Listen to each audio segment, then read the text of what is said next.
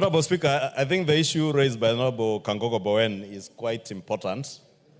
But just as a way of direct answer to Honorable Bowen, the Senate has a role on BPS, but their role is restricted to just one ministry, the Ministry of Finance and National Planning, because they have a role on consideration of the debt management, since debt also touches on counties, and they also have a role on BPS on the matter of division of revenue, because the division of revenue bill is a bill that you all know comes to this house and also goes to the other house. So they have a role. The question, Honorable Speaker, is, and I know, Honorable Speaker, you're a former senator, so I'll be very cautious with my words.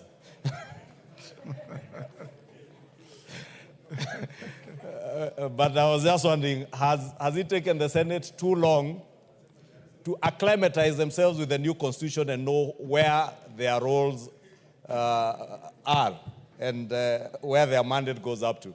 Because we have absolutely no problem with the Senate calling or summoning the Minister for Finance to deal with the debt management strategy paper, or even to deal on BPS on matters to do with the division of revenue bill. However, looking at, I just got a copy from the Honorable Kangogo Bowen, signed by the clerk of the Senate, inviting the Minister, the Cabinet Secretary for Water, Engineer Eric Muga, to appear before the committee on Tuesday 25th, on Tuesday 4th March at 11:30 a.m. The agenda of the meeting is to deliberate on the proposed policies, programs, and expenditure ceilings of the state departments under the ministry's purview. The ministries, not the county governments. 2, the implementation status of the financial year 24-25 budget as at 31st December 2024. Honorable Speaker, just looking at the entire agenda, it is actually misplaced, because this is work that should be done by the Departmental Committee for Water and Irrigation of the National Assembly. And I want to agree with the Honorable Kerema, it is not just a waste of public resources, but a waste of valuable time of honorable senators and more valuable time of the Cabinet Secretary. But I want to speak to the Cabinet Secretaries, Honorable Speaker. If you are a Cabinet Secretary and you have 2 invitations, one by the Departmental Committee that oversights you and your ministry, and one from another house that oversights governors and county governments, you have a choice to decide where to appear and to know which side of your bread is buttered. You must know which house can impeach and which house cannot impeach you. And that should make it very easy for any Cabinet Secretary who has an invitation from Senate and from the National Assembly on matters BPS, or indeed any other matter. The people who oversight you, the people's representatives, leave alone the those who represent counties, those who represent the people, when they summon you, have your priorities right. So I would advise this particular Cabinet Secretary, if he has an invitation from the Committee of the National Assembly on Water and Irrigation, and he has another one from the Senate, I am being told to repeat, Honorable Speaker, with your indulgence, if a Cabinet Secretary, particularly this one who has a letter dated 25th February, if you have an invitation from the Departmental Committee oversighting you as a Cabinet Secretary of the national government, not a CEC of a county government somewhere, of the national government, the National Assembly, and the Senate, please just know which side of your bread is buttered and appear before the house that oversights you. Give it priority over any other house. They can spend their time as they wish. We cannot dictate how they spend their time, Honorable Speaker. But I think to close it, Honorable Speaker, we must tell the executive, especially on matters touching on budget processing, priority must be in the National Assembly. And it's not because we want to fight our colleagues. You know, Honorable Speaker, we have the intention, because you are a former senator and you have led us well, yourself and the Speaker of the Senate, in having a consultative process so that we do not have squabbles between us and the other house. Honorable Speaker, I've had even the issues you had members raise here yesterday on RMLF. Honorable Speaker, it is not that these members control any funds, and members of parliament do not want to control even a single shilling or even a cent of the roads maintenance funds, but we are just protecting our constitutional mandate to oversight national government institutions like KERA, KURA, KENHA, because that is our mandate. And we have not asked for money to go to members of parliament. And I have never had any member of parliament asking for money to go to them, because they don't manage CRC money. It is managed independently by the regional managers in charge of KURA, KERA, KENHA, and they have their procurement teams that procure. Members of parliament have nothing to do with the roads funds. And therefore, Honorable Speaker, it's not that we want to pick quarrels with anyone. We do not want to pick quarrels, but we must remain truthful to our constitution. And I want to believe senior counsel, Tienda Omolo, will agree with me, because he was among the drafters of this constitution, Honorable Speaker. And I can see him raising up his hand, so I rest my case to be held by the senior counsel. Tienda Omolo. Thank you, Mr. Speaker. Mr. Speaker, the leader of majority, who almost became the leader of minority, has reminded us that you are a former senator, which is true. But I am sure, for now, your allegiance to the Senate is historical, but your allegiance to this House is present, and it carries the day. Mr. Speaker. And my allegiance to the law and the Constitution is permanent. Yes, Mr. Speaker, but on that must be tried on an hourly basis. Mr. Speaker, the issue raised by the Honorable Kagogo Bowen goes beyond what he has raised, the budget policy statement. Mr. Speaker, it goes to the jurisdiction of the Houses of Parliament. And I think, and I want to urge you, Mr. Speaker, that you issue an authoritative communication, at least from this House, founded on Article 94, Article 95, because what I have noticed is a situation of overreaching. It is not just that committee. There are many times, there are many committees in which we serve where a particular government department is supposed to attend, and then we are told there is a simultaneous invitation by another committee of the Senate. And if you examine keenly, you cannot see the nexus between that committee and the work of the counties and the jurisdiction of the Senate. For this House, I believe we have endeavored to confine ourselves to our jurisdiction.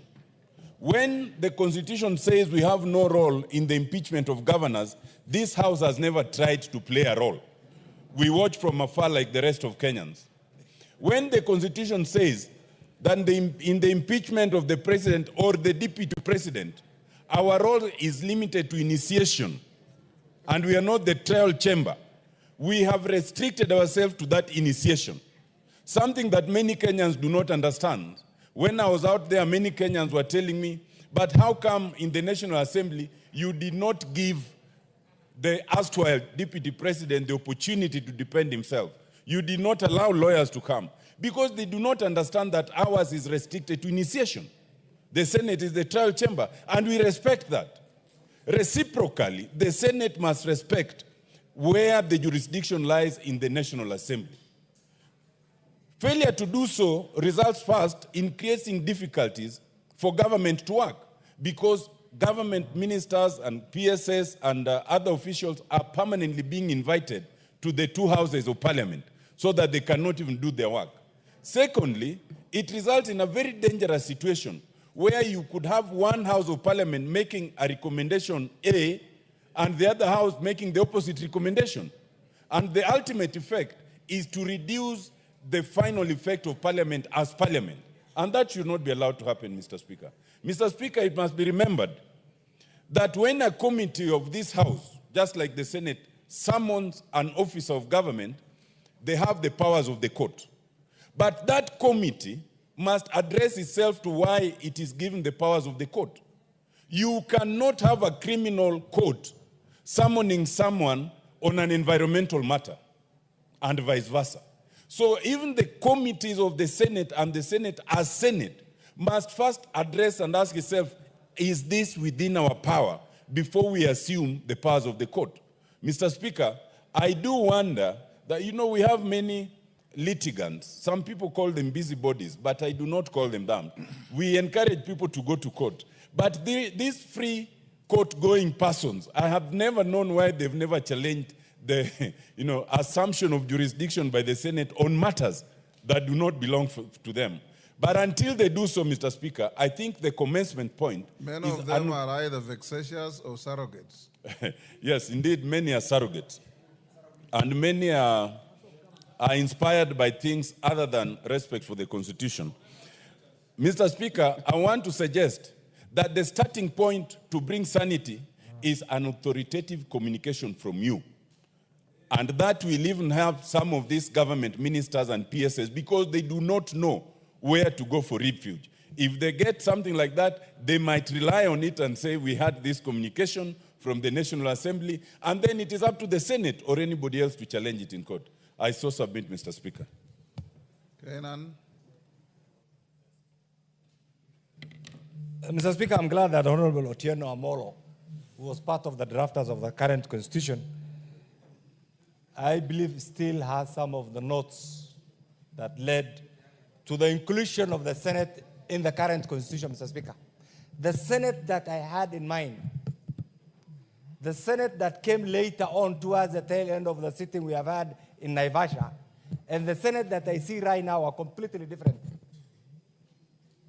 And luckily, I'm speaking from experience, because the Senate that we have had in the first Bombers draft, the Senate that ultimately that will help in including the current constitution, and the Senate that I see are completely different.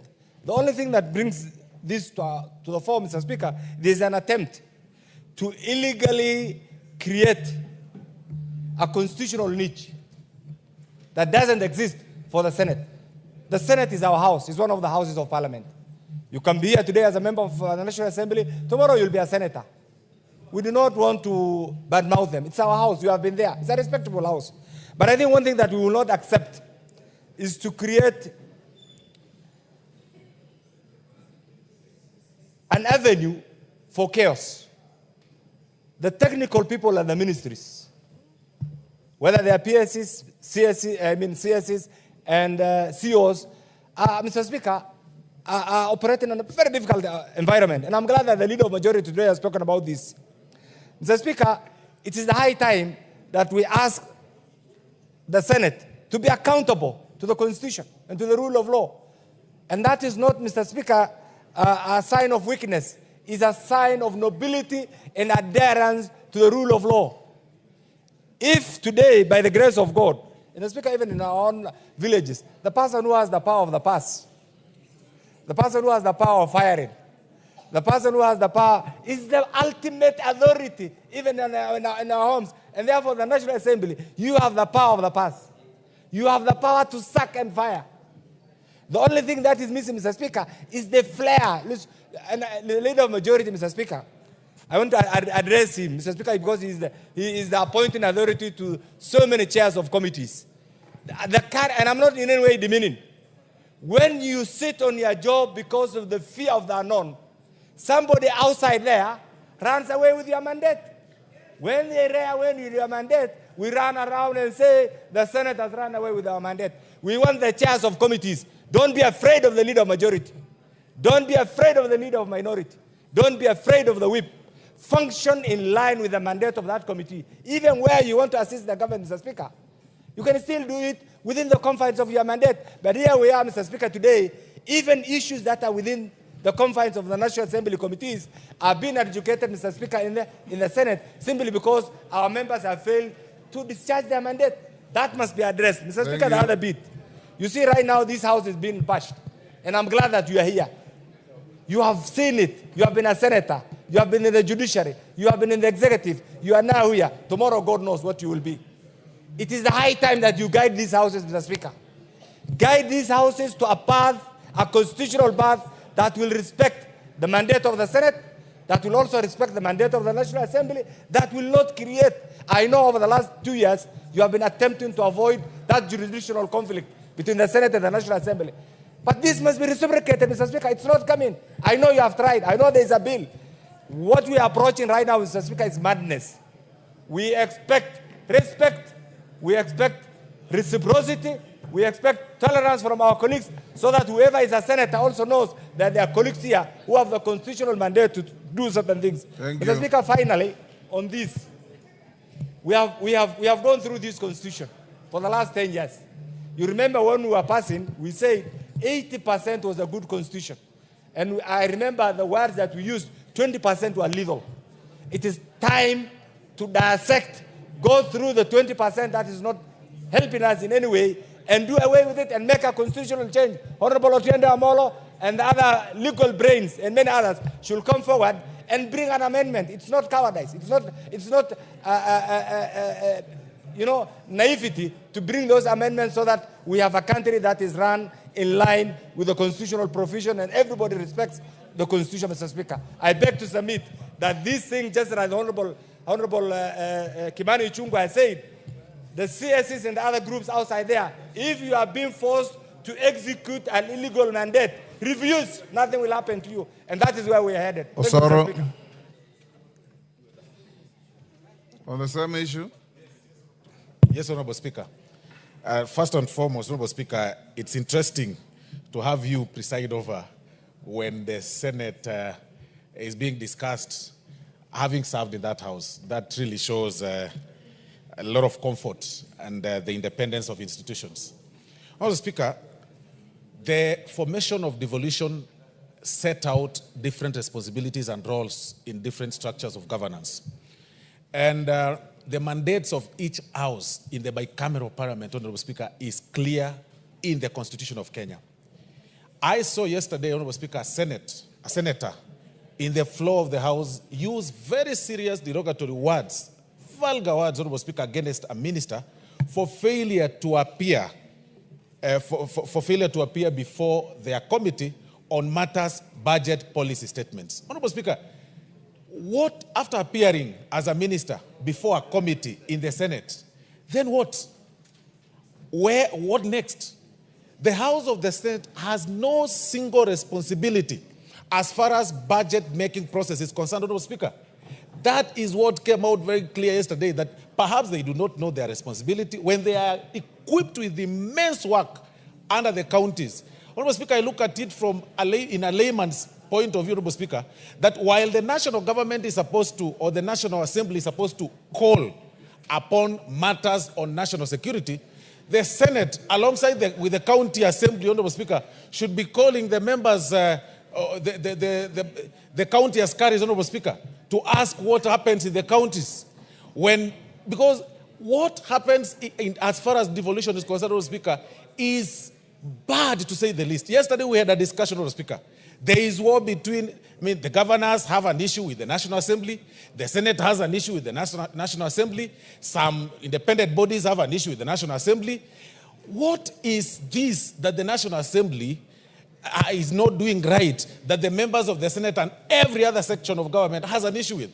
That is why you see also, Honorable Speaker, the Honorable Governors, in conjunction with the Senate, pushing that we have some funds that are under the RMLF fund moved to the county government. When you all know that it is members of parliament and even the members of the public, that you'll need a microscope, Honorable Speaker, to see what the county governments are doing.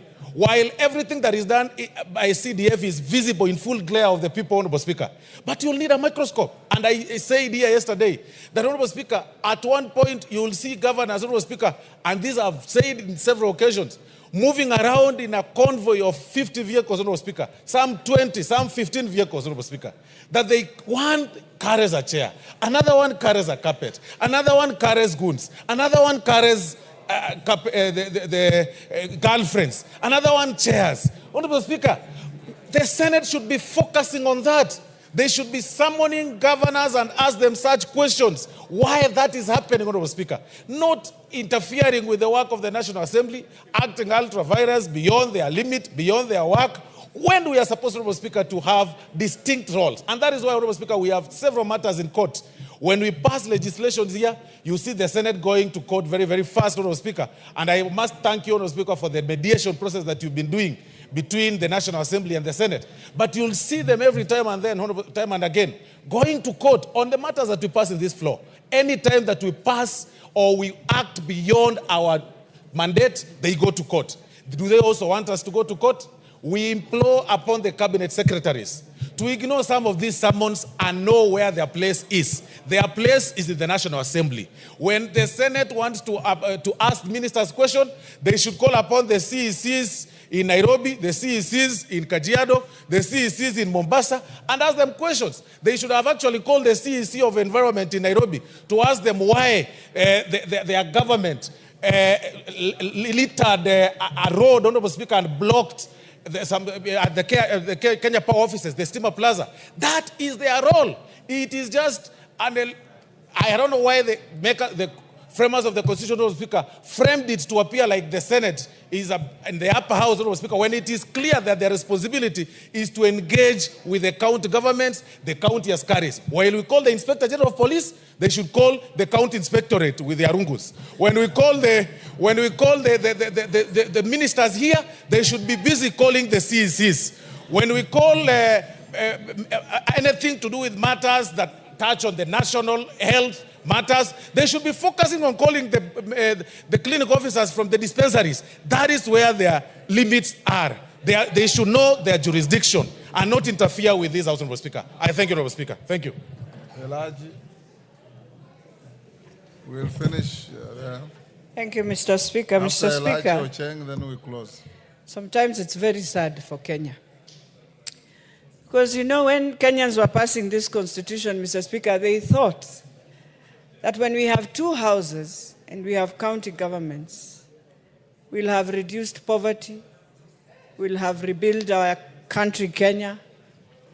But it seemed every human being, including me, you, Mr. Speaker, when we were in the 13th Parliament, in the Senate, I think I want to thank that Senate because they tried their best to build the foundation of how we can work together in this constitution and ensure the Senate goes within the roles that the Constitution has clearly represented in front and told us this is what we are supposed to do in that dispensation. And the National Assembly should do their role within what the Constitution has clearly indicated. But then now we find the Senate that we have now faces this challenge because most of them are young.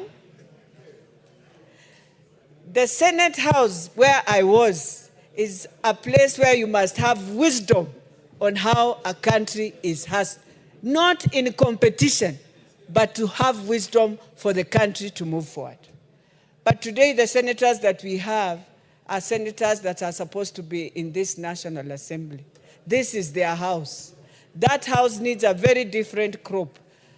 People who have been in this house, who have seen everything that has happened in the country, are supposed to be in the Senate to help navigate where we are now. Today we are in more poverty because also the governors, most of them come from this house and they go become governors. Because even if you tell me they are carrying seats, they are carrying this, you have just come from this house. Why can't you be a bit different and do something better? The best, I will go back to what Honorable Karoli Omondi said. It is time we change the Constitution, especially in terms of division of revenue, that monies must be divided in the counties to the constituencies. Then we shall give them 10% or 20 or 30 for the administration. The rest must go to development. So I want to tell the Senate also, in all these things after you have done, have you asked yourself, in all your reports in 1 year, what have you delivered? After you have gone through a CS, you have gone through all the questions you are asking, you have gone through the media, the deliverance of that is critical. What is this output that you can put on the table and say, it came from the Senate and we have now changed something from the national government and it's functional? So, Mr. Speaker, I will just request you in a humble way. It is time, again, you sit with the Speaker of the Senate Let us have a harmony. If you are talking about broad-based and all this, I think the Senate must understand what is broad-based, because now we want development. We are tired of these dramas, Mr. Speaker. I beg you. to just ask for that. Thank you so much, Mr. Speaker. Thank you so much. Mr. Speaker, the issue dealing with, for me, are both structural, legal, and sometimes have also been fueled by the courts. I've said here, and I want to repeat, Mr. Speaker, that in the US, for over 20 years now, there's no single time when the courts have agreed to preside over any matter taken either by the House of Reps against the Senate or vice versa. More than 20 years. Every time the courts have been asked to preside over any matter between these two, the courts have said, no, these are your matters, deal with them. So, Speaker, in 2013, when the first Senate was inaugurated, so many people ran for senator, only to come to Senate and realize that this is not what they wanted to do. And that's why you saw most of them now run for governor. It's because people who run for Senate never understand what the role of Senate is. Most of them, Mr. Speaker. Most of them don't. And that's why they come in and within 2-3 years, they either want to do National Assembly work or they want to be governors. So I think, Mr. Speaker, we need to also do civic education so that those who run for Senate know what they're going into. They should not come to Senate, then realize that, oh, it's only about counties, not about the whole country and all these things. I think we have an issue there that causes problems whenever senators come in and they realize that their job is limited to this particular issue. Mr. Speaker, personally, I've been very impressed by the way you've handled the issue of Senate since you became Speaker. You've tried to steer this House toward that direction. That let's not bash Senate, let's not talk to them as if they are not our brothers. But at some point in terms of Speaker, you will have to put your foot down and say that this is where we draw the line. We will not allow Senate to keep on belittling this House every time in their chambers, Mr. Speaker. It's nauseating. We can't have every single week Senate bashing this Assembly as if there's something we've done to them. Nothing. Mr. Speaker, I want to request you to sit down with your colleague on the other side and let's have some decorum. Let's have a way of dealing, because we are all adults. We all work within the law. It can't go on ad infinitum. That personally, Mr. Speaker, you've appointed me now twice to a committee called Mediation Committee. And whenever we go there, Mr. Speaker, we deal with very mundane issues. Issues of ego. Issues of who is big and who is small. Not law, Mr. Speaker. And unless this is sorted out through maybe amendment of Constitution, Mr. Speaker, it will rely upon you as our Speaker to guide us. But I want to implore upon the senators that know your limits, know what the role says about you as Senate, so that we don't get in confusion every now and then, Mr. Speaker. I beg. I'll give you direction in due course on this issue, either next week or week after. I've closed that, my club. Honorable members, I want to acknowledge in the Speaker's gallery Michinda Boys Secondary School from Molo, Nakuru. In the public gallery, Voice of Kibra students from Kibra, Nairobi. Mailwa Comprehensive School from Kajiado Central, Kajiado. And Mitoone Day Secondary School from Buri, East Meru. On my behalf and on behalf of the House, we welcome all the students and their teachers to the House of Parliament. Next order. Order number 8, the Gold Processing Bill, National Assembly Bill number 46 of 2023, second reading question to be put. Members on their feet, take your seats. The unlawful Kamukunji there, disband and take your seats.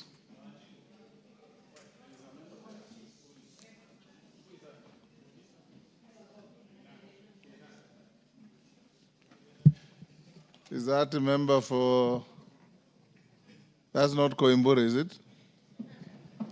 No. Honorable members, I now put the question at order number 8, which is that the Gold Processing Bill, National Assembly Bill number 46 of 2023 be now read a second time. As many as of that opinion say aye. Aye. Will those of the contrary opinion say nay? The ayes have it. A bill for an act of parliament to provide for the establishment, composition, functions, and management of the Gold Processing Corporation, provide for the application, cancellation, and renewal of a gold processing license and for connected purposes. Order number 9, the National Police Service Commission Amendment Bill, National Assembly Bill number 23 of 2024, second reading, resumption of debate. At order number 9, resumption of debate, records show Honorable Mulanya is in the House. He had 9 minutes to go. He's not in the House. He forfeits his slot. Beatrice Elachi,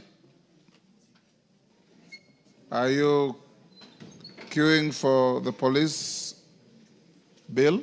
Yes. Go ahead.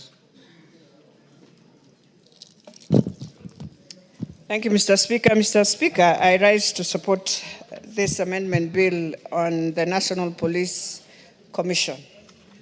Mr. Speaker, when I look at what Honorable Masara has done, and I want to thank him, is to now look at the mental health of the police that we are having. And in his memorandum of objects and reasons, he says that the bill recognizes that in the execution of their tasks, police officers work in potentially confusing roles, alternating between law enforcement and public service. And Mr. Speaker, I want to pick the issue of public service. You see, sometimes I know we have really vilified this sector, and especially anyone who asks for a job to be a police officer. And all over the world, if there is a sector that is respected so much, is what and the work that our police officers do every day. And Mr. Speaker, you find sometimes it's very sad the way sometimes we treat our police. Yes, I know individually you'll find others with a lot of challenges, definitely in terms of how they deal with issues. But that does not mean that now we look at the sector and demonize it until we wonder whether these are our brothers, our sisters, and they are the ones who have taken these jobs. They come from our families. And so today, as we talk about mental health, I think they are the most affected in this sector. I know they have challenges of even their salaries. They are the salaried civil servants who I know today are also struggling in the issues that we have, based also teachers. But one thing that I'll remember is the former CS of gender, Martha Karua, Margaret Karua. Margaret Karua had started a very good program post-COVID to ensure all civil servants will have a place where they can go when they are stressed in a wellness unit. And she started this unit. And I'm hoping in civil service today, this unit is functional. Because it was supposed to help every civil servant that has a challenge, that feels is stressed, to go and talk to someone just to have their counseling. And that's what the police also needs, Mr. Speaker. And also, Mr. Speaker, today I know there are many other challenges. You see, when you say you have a force that takes care of us, and you find even getting uniforms is a challenge, just getting their boots is a challenge, just ensuring that today I wonder whether they have an insurance cover for themselves and families. You wonder whether the work they do, we appreciate. It's a very, very sad scenario when you look at this sector. And so as he does this amendment, Mr. Speaker, one of the things that we need to really push, even as the National Assembly, is to ensure the environment each police officer is working in is an environment that can be better. I want to thank the Deputy DIG when he was acting, Mr. Speaker. Masengeli was able to try even just to build the promotions. And you would see all of them now getting excited and saying they would wish to work because he came in and started. And Kanja has also picked it. They are really trying to see how do we promote officers who came in 10 years, 15 years, and they've never seen a promotion. I would encourage them to continue doing that. But the other thing we need to help in assisting also, even as we talk about this, is their welfare. Today, I'll give you an example, Mr. Speaker. The officers, and I'm just saying as an example, the officers who man State House Gate, for example, remember they are GSUs. And I know they have challenges. And I want to plead even with the controller, that State House controller, to just look at it, look at their children, look at the challenges they are facing in terms of, we have many young children and many young students who live inside State House, but I know they don't know this other side because their fathers are the officers of government, but they can also receive bursaries wherever they are. They are in my constituency, and I feel they deserve to get bursaries. They deserve to get that presidential bursary. And they deserve also, when they go out, to be paid their night outs and on time. I know, I'm not just talking about them now, I'm talking of all that sector. Most of them find it very difficult to get even their night outs in time. And so if we want to see even this civil service coming back and working hard to see a better Kenya, then we must also always have a good way of doing the incentives. So those are some of the things that bring in also these stresses. Honorable Masara is also talking about how the Oversight Authority of the National Commission on Human Rights, the Director of Public Prosecution, or the Ethics and Anti-Corruption Commission, as a case may be, where necessary. The same way, for me, if I'm asked today, the same way the military has its martial courts, why can't we have a martial courts for some of these officers? Mr. Speaker, you realize sometimes in the environment they are working, and you are caught up on exchange of fire, and you are dealing with also people, let us agree, that who are on very high crime also. And so it is important to deal with them, knowing they have been going through a very stressful way of doing these things. And when they find themselves maybe in a situation like that and they are called by IPOA or whatever, let them be given an environment to explain themselves. I would tell you, Mr. Speaker, you find some of the officers were there protecting lives, but today they have lost their jobs because they protected lives somewhere. And because they don't have that opportunity to come back and get an appeal, to just explain themselves. Even if he's going home, let him go home with dignity, having explained and had himself, as Article 50 of the Constitution says. You find, Mr. Speaker, there are some who are very stressed, especially, you remember when you come out of the force from the training, the first places you are taken is in the volatile areas. So you're taken to, let's say, on the borders of Mandera, on the borders of Tana River, where there's very, very high terrorism and all that. And some years ago, you remember, Mr. Speaker, we lost very young officers who had just come from the training and had just entered into Tana River, and all of them were killed by terrorists there. And today we have others who have stayed in those areas even more than 7 to 8 years, Mr. Speaker.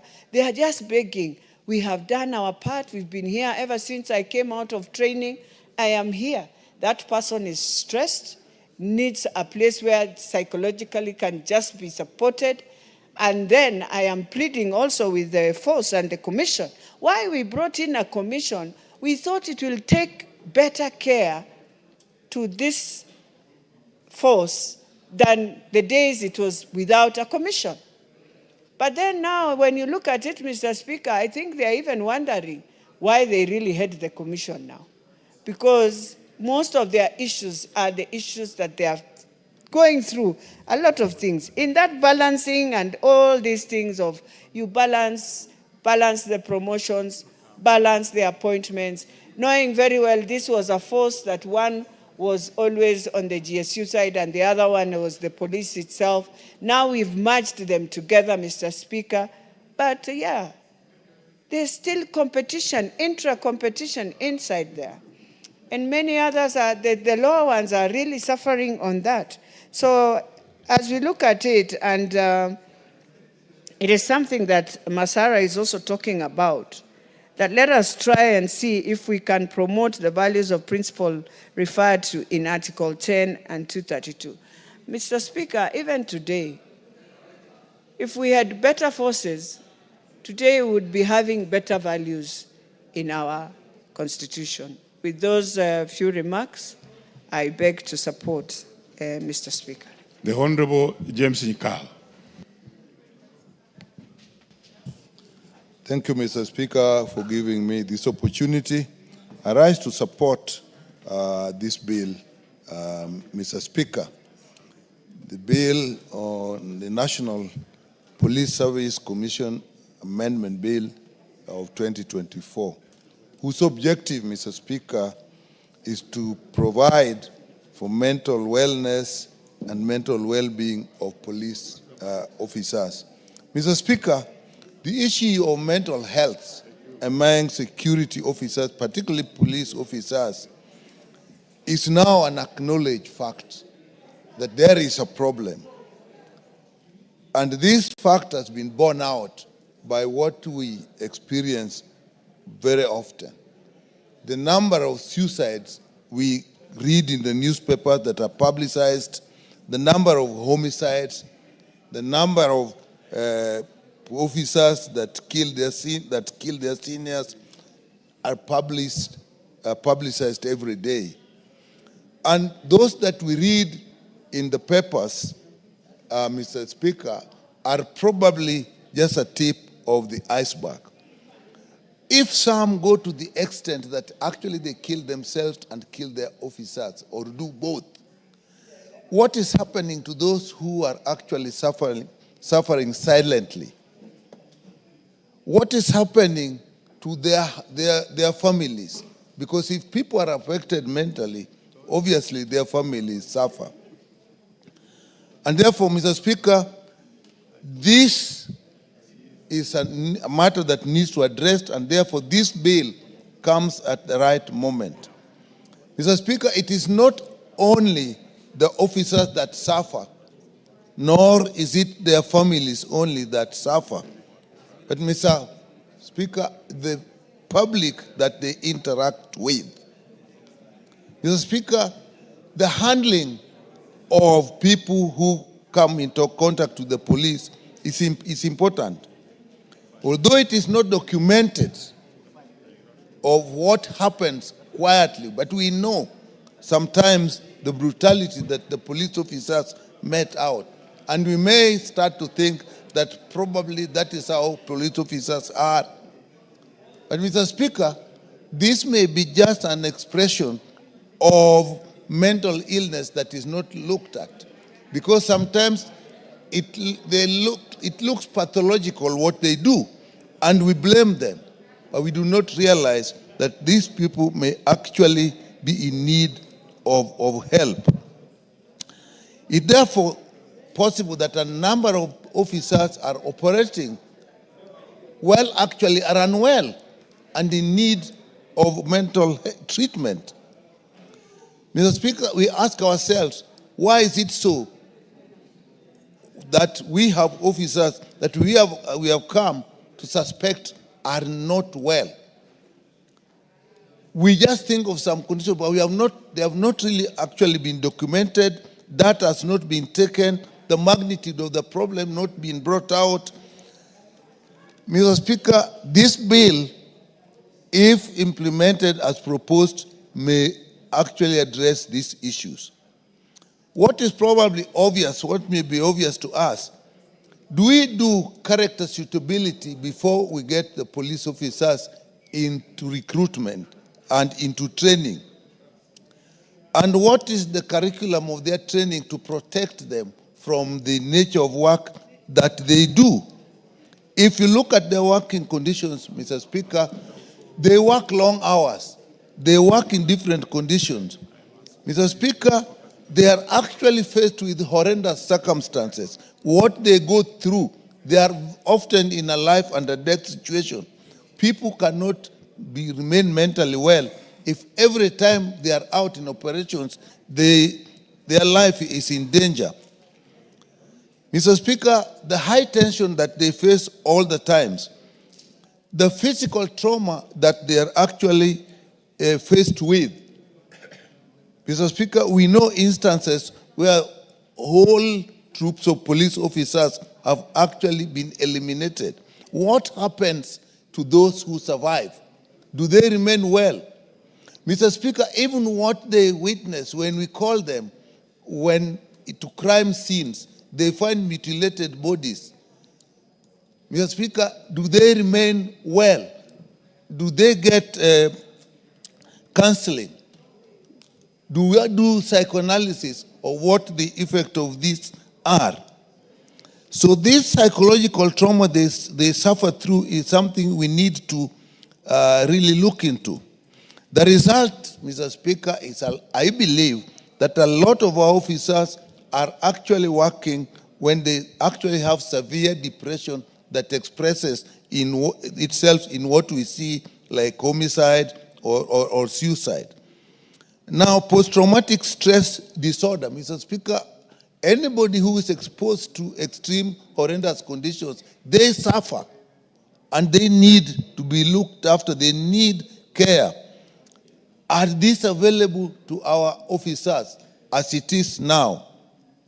So, Mr. Speaker, I wouldn't be surprised if amongst police officers, you probably have higher incidence of even physical illnesses like high blood pressure.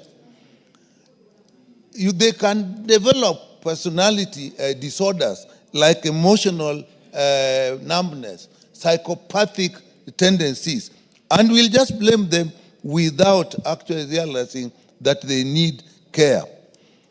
On top of that, the pay that they get, there's always been an issue of the pay that the police officers get, the houses that they live in.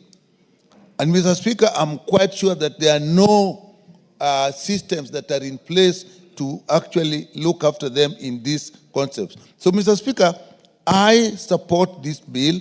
The creation, the establishment of psychosocial units and formulation of programs to promote the mental health and well-being of police officers as proposed in Clause 3 is something that actually we must support. To provide them with mental health and wellness resources. I mean, they get well. And you know, mental illness is probably one of the most difficult health conditions to address and most expensive and tends to be chronic once it sets in. Do they have appropriate health facilities that look after that? I know there is a hostel that has been put up for the police officers, but we just see a new building. It has not even been operationalized. So, Mr. Speaker, I think the need, as has been put in this bill, that every county should establish a well-equipped centers or offices or camps or in training colleges that deal with this matter is also something I will support. So in all, Mr. Speaker, I support this bill, and I think all our colleagues should support it. And it's not only support it and so that it becomes part of what is available in our legal system, but actually provide the funds that actually look after them, starting with their working conditions, their pay, the psychosocial support, the treatment that they get. It will all need funds, and actually this should provide the basis of that funding. With that, Mr. Speaker, I support. Let's have the Honorable Paul Murigi, and then if you want to speak on this, yes, and Mr. then Speaker. Farah Mohammed follow. Yeah. Proceed. Thank you so much, Mr. Speaker, for giving me opportunity to speak on this bill. Mr. Speaker, this is a well thought out bill, Mr. Speaker, to establish a psychosocial support center so that we can maintain the mental wellness of our officers, Mr. Speaker. Mr. Speaker, this bill is trying to curb wastage of resources or wastage of the government resources of recovering or of maybe doing the litigation which are done or the damages which are done by the officers when they are not in good mind, Mr. Speaker. If these centers will be established in every county, our officers, Mr. Speaker, will get a good place where they can go and refresh their minds, Mr. Speaker, and go back to their working station, Mr. Speaker, well fresh, Mr. Speaker. Since when the officers, Mr. Speaker, are not in the right mind, Mr. Speaker, they would do something which may tend to seem as if those officers are not in right mind, Mr. Speaker. And many people start accusing them that, Mr. Speaker, they are using excessive force, Mr. Speaker, whereas they are suffering from stress. So if these centers will be there, Mr. Speaker, will help the officers to reduce those stress, Mr. Speaker, and motivate them to do their work even more better, Mr. Speaker. These centers also, Mr. Speaker, will reduce the cases of suicidal, Mr. Speaker, cases which we have encountered from many police officers, Mr. Speaker, where they take their own lives, Mr. Speaker, where they even massacre the people they are supposed to protect, Mr. Speaker, because of the stress which they normally come across. But through these centers, Mr. Speaker, where the counselors will be provided by the government, Mr. Speaker, our police officers will work without causing unnecessary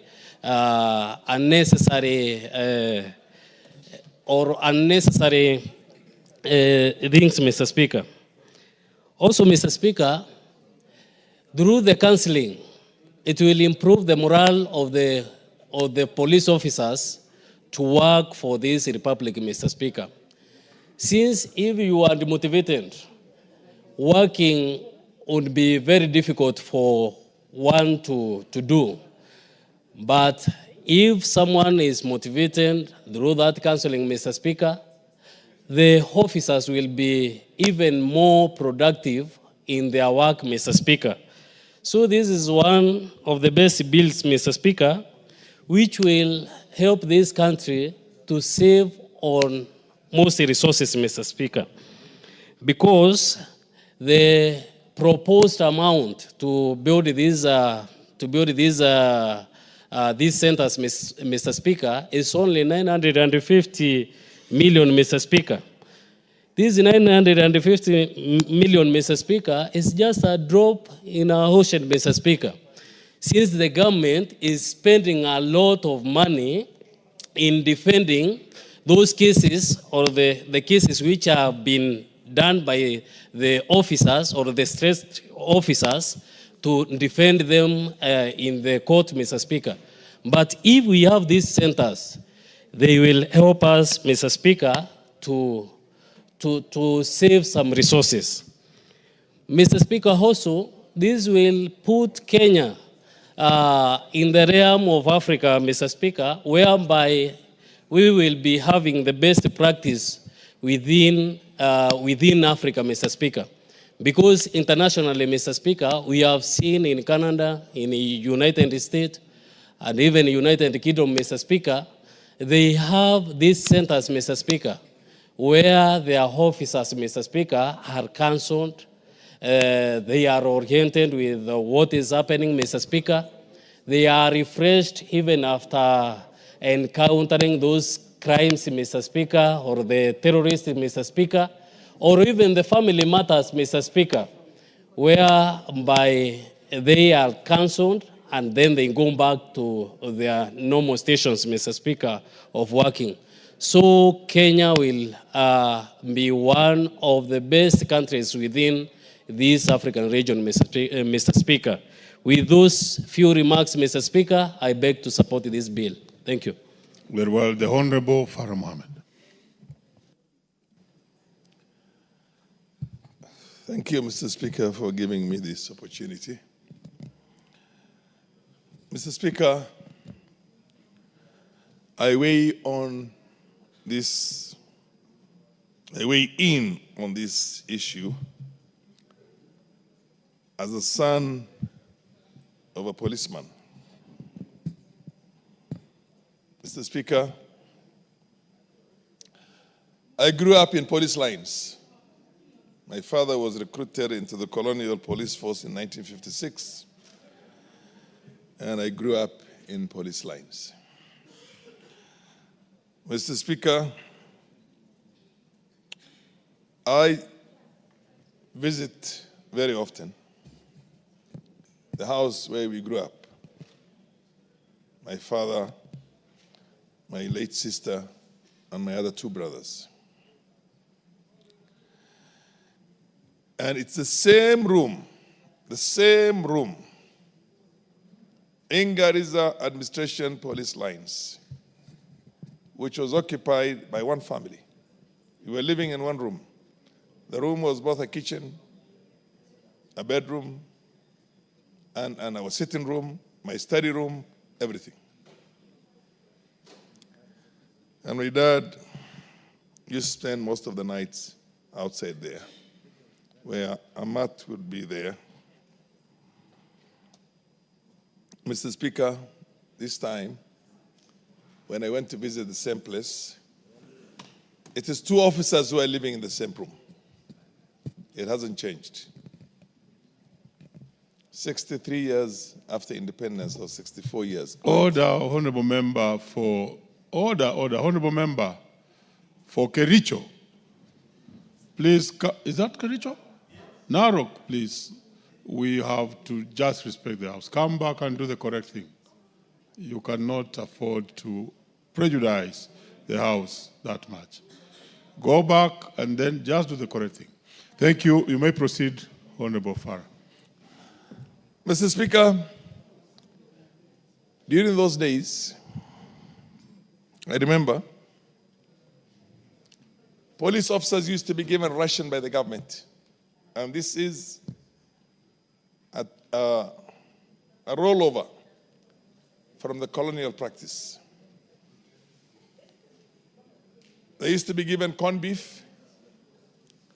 They used to be given fish, sardines, I remember very well, in tin fish. And they used to go and collect the ration for every family from a government distributor. And for the officers who come from those pastoral areas, they used to be given dates. And ghee, literally ghee. Oil, for that matter. Mr. Speaker, I want to say this with a very heavy heart, that our policemen were better off under the colonial administration than they are now under independent Kenya. The salaries, the remunerations, the living conditions, the risks they're supposed to undertake, the lack of insurance on their deaths when they die in the line of action, and the horrible state in which they live, particularly when it comes to housing, Mr. Speaker, are bad. It pricks the conscience of everybody, including myself, when I see the kind of conditions the men and women who are supposed to be awake the whole night to protect us, to make sure that we're safe, are living themselves in the most unsafe conditions. Mr. Speaker, it's no wonder that now we are asking for psychosocial intervention, because, Mr. Speaker, protect me from the ladies who are here making a lot of, starting with the Honorable Honorable Elachi. Honorable Alachi, You are very manage loud your with your group, consultations. Alachi. You may You sit proceed, somewhere. Honorable Farah. And Fatuma. Anyway, Honorable Farah, I'm not on the chair, thank you. allow me to run the House. You are not on the seat. Okay. You may proceed. Honorable Speaker. Honorable Speaker, I remember those days, and I want this for the benefit of the young people who never witnessed that. Not only did my mother used to go into a government distributor and pick the ration from there, which was given to every police officer. At that time, which is basically a rollover from how the colonialists treated our policemen. My mother used to go to a butchery every day and pick a pound of meat so that we have a balanced diet. We used to be given corned beef from the Kenya Meat Commission those days. We had dates. The children of police officers and the police officers themselves used to have balanced diets. Today, we see a police officer on the beat from morning until evening. Nobody cares whether he has had a cup of tea. Nobody cares whether he has had lunch. The presumption is that his lunch or his dinner, he will have it at home. To bash police officers. We bash, I still have a problem with Beatrice Elachi because she's very loud. Anyway. Honorable Farah, proceed. That's a moderated consultation. This is interesting. I expect utmost silence, yes. And that's why I don't think Beatrice Elachi is soft. She's still loud. Order. I'm not addressing her. I'm saying she's loud. Order, Honorable Farah. Order, Honorable Farah. You are a ranking member. Okay, and I expect Honorable better. Speaker, I will proceed with the contributions. I expect better way of handling this matter. Proceed. Proceed. I will proceed, yes, indeed. Honorable Speaker, there are 3 professions in this country where the absolute sacrifice is done by the people who man those professions. You see, Kenyans, including Parliament here, always castigating our teachers. And we know what teachers go through to get us to be what we are. You see them always complaining about our doctors and our nurses. And you have to understand, I come from a medical family myself, for you to understand, when somebody is called on a call at 3 o'clock in the morning, a lady with a breastfeeding child, and she has to go to hospital and can stay in hospital until the following day at around midday or even in the afternoon. Those professions, our doctors, our policemen, our nurses, our teachers, they deserve better than we give them right now as a country. So we will try and deal with the psychosocial, and I support this bill right now here to make that amendment itself to the act, to the Parent Act, to offer that. But what psychosocial intervention will help you against hunger, the banks of hunger? An officer who has been in the beat from the whole night and has not had dinner and cannot take out money out of his pocket and eat in a restaurant because it's not good enough. He needs to feed his family in the house. They earn so little, so paltry. So it's my humble plea to this House and to this country. Let's take good care of our officers, police officers. They work in such areas like Northeastern Province where there are IEDs planted by terrorists and lose their lives in an environment some of them have never seen before.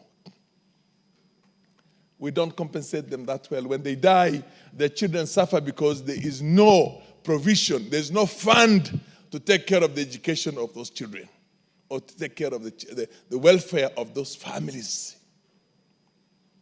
As a parliament, I'm very happy because I've seen many members of parliament. Mr. Speaker, can I beg you to give me an additional 5 minutes if you don't mind? Okay. Now, we are members of parliament. We are giving you 1 minute. What will you do with the rest? There's very few people. Anyway, Too few of them are willing to. But anyway, let me say, we as members of parliament are so conscious of what happens to our own colleagues when they come in for one term and they lose out. And we see them out in the streets because we are pushing for them to get a certain minimum pension. That's why right now we want to contribute towards an insurance system which is going to give us at least a guarantee for our own health when we are out of parliament. That when you are out of parliament, you can still enjoy the medical cover that we have now.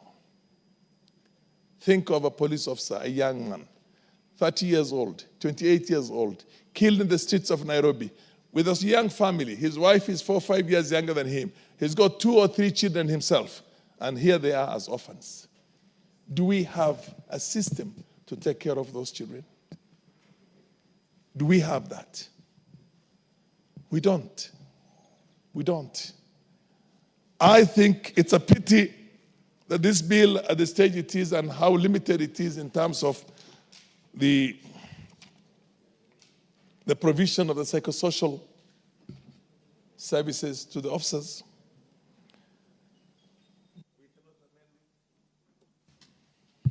Very well. You have had your bite. The Honorable Adan Kenan, another ranking member. Proceed. Thank you, Mr. Speaker. Mr. Speaker, the definition of a police officer is a law enforcement officer.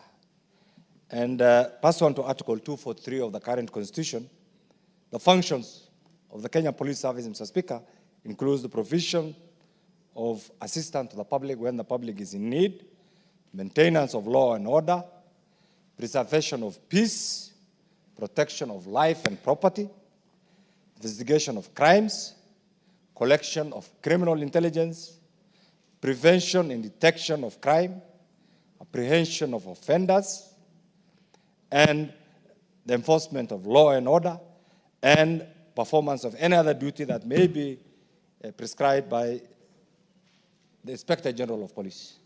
Mr. Speaker, this bill is a timely one, and I want to thank the Honorable Masara for thinking out of the box and coming up with this pivotal legislative proposal aimed at introducing far-reaching reforms to the Police Service Commission in Kenya. Mr. Speaker, the bill seeks to enhance the welfare, the professionalism, and accountability of the police force while fostering community relations. Mr. Speaker, one of the key provisions in the bill is the issue of mental health and welfare and the well-being of the member of a police officer, Mr. Speaker. Recognizing the psychological toll of a police work, of a police officer, Mr. Speaker, this bill mandates the National Police Service to prioritize the mental health and well-being of police officers by implementing structured counseling, psychological support, and wellness programs. Mr. Speaker, it is true that our police officers have been neglected over the years. They provide a pivotal service, Mr. Speaker, to the public. And Mr. Speaker, generally it said, a country without a professionally trained, adequately funded police is a country that does not have peace and tranquility. Mr. Speaker, this critical profession, Mr. Speaker, there are countries that over the years have even survived without a military force. But no country in the world has survived without police force. This being the case, Mr. Speaker, their work involves a very difficult job, Mr. Speaker, because they deal with the public. They deal with criminal element. And therefore, part of their job is to manage criminal activities, collect, synthesize criminal intelligence, Mr. Speaker, and protect the public. So this, Mr. Speaker, requires a lot of psychological support and wellness program in order to reduce stress-related incidents and enhance the officer's morale and performance. So, Mr. Speaker, without the officers' morale and performance, it's difficult for them to execute their day-to-day job, Mr. Speaker. Mr. Speaker, the other aspect of this bill is to enhance oversight and accountability. And this is one of the things that over the years we have struggled to have an accountable, professionally trained, well-remunerated police force, Mr. Speaker, that meets the test of time, because Kenya is a premier republic that prides in the enforcement of law and order within the meaning of the Constitution, Mr. Speaker. Mr. Speaker, because unless you adequately train, you will not have a proper understanding of the Constitution. This is why these two come hand in hand. Mr. Speaker, this oversight role, the bill as it seeks to fortify oversight and accountability mechanisms within the National Police Service by ensuring a fair, impartial, and transparent handling of complaints. Because it's two-way. They handle the public, there are complaints against the public, at times there are also complaints against the police officers. This must be put on a scale that will be fair to the police officers and to the public, Mr. Speaker. That is why sometimes when I see individuals outrightly condemning our police officers, Mr. Speaker, I empathize and sympathize with the police officers because their work is difficult. We as legislators, Mr. Speaker, we must come out and support the good police officers. It's not all the police officers are bad. We have some of the best brains in the midst among the police officers. And therefore, I want to urge the Kenyan public to desist in collectively condemning our police force, because they are human beings, they are there for us, they do our work, they protect us, they support us. We empathize under very difficult circumstances, Mr. Speaker. It's a high time that we as a parliament, Mr. Speaker, pursuant to Article 243, Mr. Speaker, go out of our way and adequately fund our police officers. That is the only way we can have an accountable, resilient, ever-ready police force. And that is the only option, Mr. Speaker. Otherwise, we'll have a police force there, and that's why we remove them out of the ambit of that big giant called OP, so that they have their own accountable system within the police force that will take care of their day-to-day activities, Mr. Speaker. Mr. Speaker, the other activities, the other issue that the bill expected, once this bill is passed, Mr. Speaker, and I hope it will go through, it is expected to curb incidents of misconduct, promote ethical policing, and rebuild also public trust among the law enforcement agents. Because this is the critical component, Mr. Speaker. The public must have faith in our police force. The public must appreciate the work of our police officers. That can only come if there is an understanding. The public must have information, adequate information on what it entails to be a police officer. The police officer must also appreciate what they are expected to do. This is what it means to have an accountable, professionally run, well-funded, and well-grounded police force that meets the test of our constitutional requirement, Mr. Speaker. Mr. Speaker, the other one is they must have a professional. The bill also expects, once it's passed, provides for professional development and capacity building. Because this is a continuous education is what is required. Mr. Speaker, to enhance competency and effectiveness of the police officer, the bill emphasizes a continuous professional development through regular training, skill enhancement programs, and leadership development initiatives. And this is one of the benchmarks of even individual promotions, individual capacity building. And this is what their profession, not only actually their profession, every profession requires, Mr. Speaker, continuous training. The other bit, Mr. Speaker, is strengthening of community policing. In a bid to foster harmonious relation between the law enforcement and the public, the bill advocates for community policing as a proactive strategy, Mr. Speaker. This proactive engagement, Mr. Speaker, between the police officer and the local community, Mr. Speaker, will create a culture of trust, Mr. Speaker, and cooperation in problem solving. This world, Mr. Speaker, that is bedeviled with challenges, with criminal activities, with cybercrime, and many other challenges. We need that cooperation between the public and the police. And there must be an avenue. The avenue is this bill. The avenue is an acceptable, law-centered, law-driven, law-placed mechanism that this bill attempts to provide that will enable the police officer to function as expected. Mr. Speaker, this bill also represents a significant step forward in reforming the Kenya policing framework by enhancing the police officer welfare, the police officer welfare, professionalizing law enforcement, and strengthening community partnership. This is what is called Yumbakumi Initiative. The Yumbakumi Initiative, Mr. Speaker, was an administrative mechanism. But once this bill is passed, it will be anchored in the law. And this is critical. And therefore, what we expect, Mr. Speaker, luckily in our constitution, there's something called public participation. And the framers of the current constitution, Mr. Speaker, were not naive, were not feeble. They thought out of the box that there's need to engage the public. And it's two-way.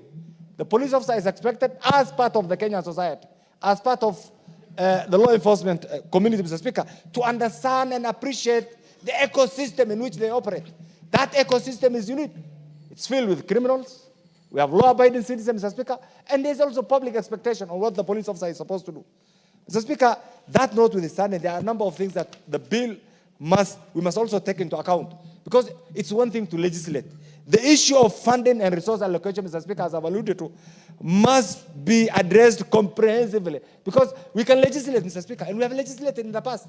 But this must come with a proactive, practical funding program for this bill to have a meaning. Mr. Speaker, the other bit is, once we talk about the stakeholders' involvement, Mr. Speaker, this bit must also be collectively approached through public education. The other one is conflict resolution between the public and the police. Mr. Speaker, finally, I want to say this. Our police officers, as part of our police diplomacy, are right now in Haiti. This country has prided itself by being providing some of the best police officers. I want to urge my colleagues, even as we approach the budget of 2025-2026, I want to beseech you, let us reallocate funding from other sectors. Very well, very well. You have done well. You have done well, ranking member. Let's allow other members also to contribute. Great speak. The Honorable Catherine Wambilianga and then the Honorable Nyamai.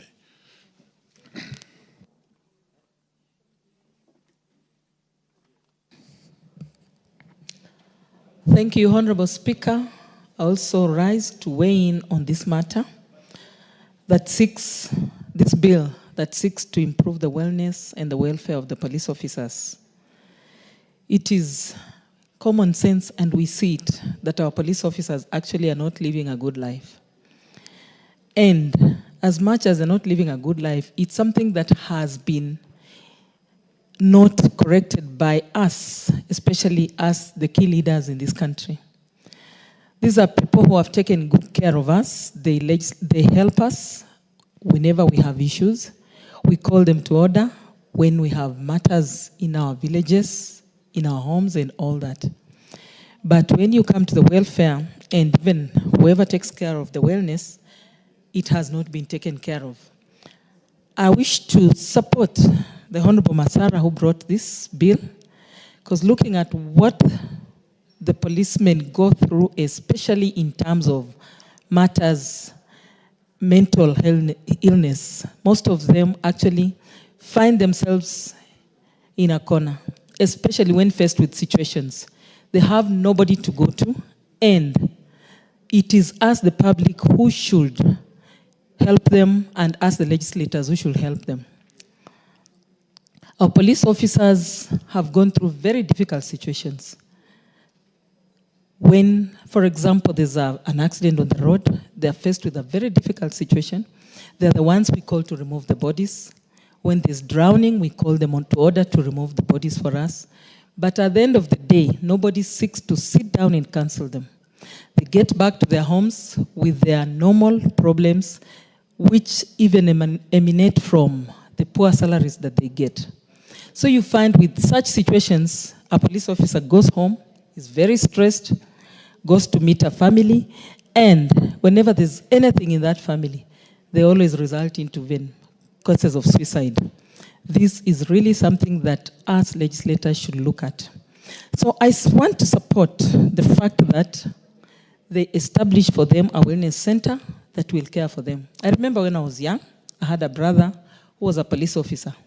We could visit him, but the conditions under which they lived was terrible. The government has tried to improve on that, but not good enough. They still share beds, they still share houses, and so much has happened. But these are our own sons and children whom we have educated. We expect them also to have good life, and when they get home, they also need to have that peace that everybody else gets. But in our own opinion, when we look at officers, they are only verified. Nobody respects them because we imagine these are just officers who should take care of us. But us, the legislators, we should also look at their welfare and know how to, what we can put in place that can make them, cushion them from a number of issues. And the fact that we are also seeking to establish wellness centers in counties, I feel the government should also allocate a few resources. And to support the previous speaker who has just spoken, Honorable Kainan, we should even relegate some of the funds from other ministries and put to these police officers' welfare so that they have centers where they can go and have reprieve in such centers. I support this bill, and I hope at the end of this, the implementation will take place. Here in Parliament, we pass bills, but the implementation becomes a problem.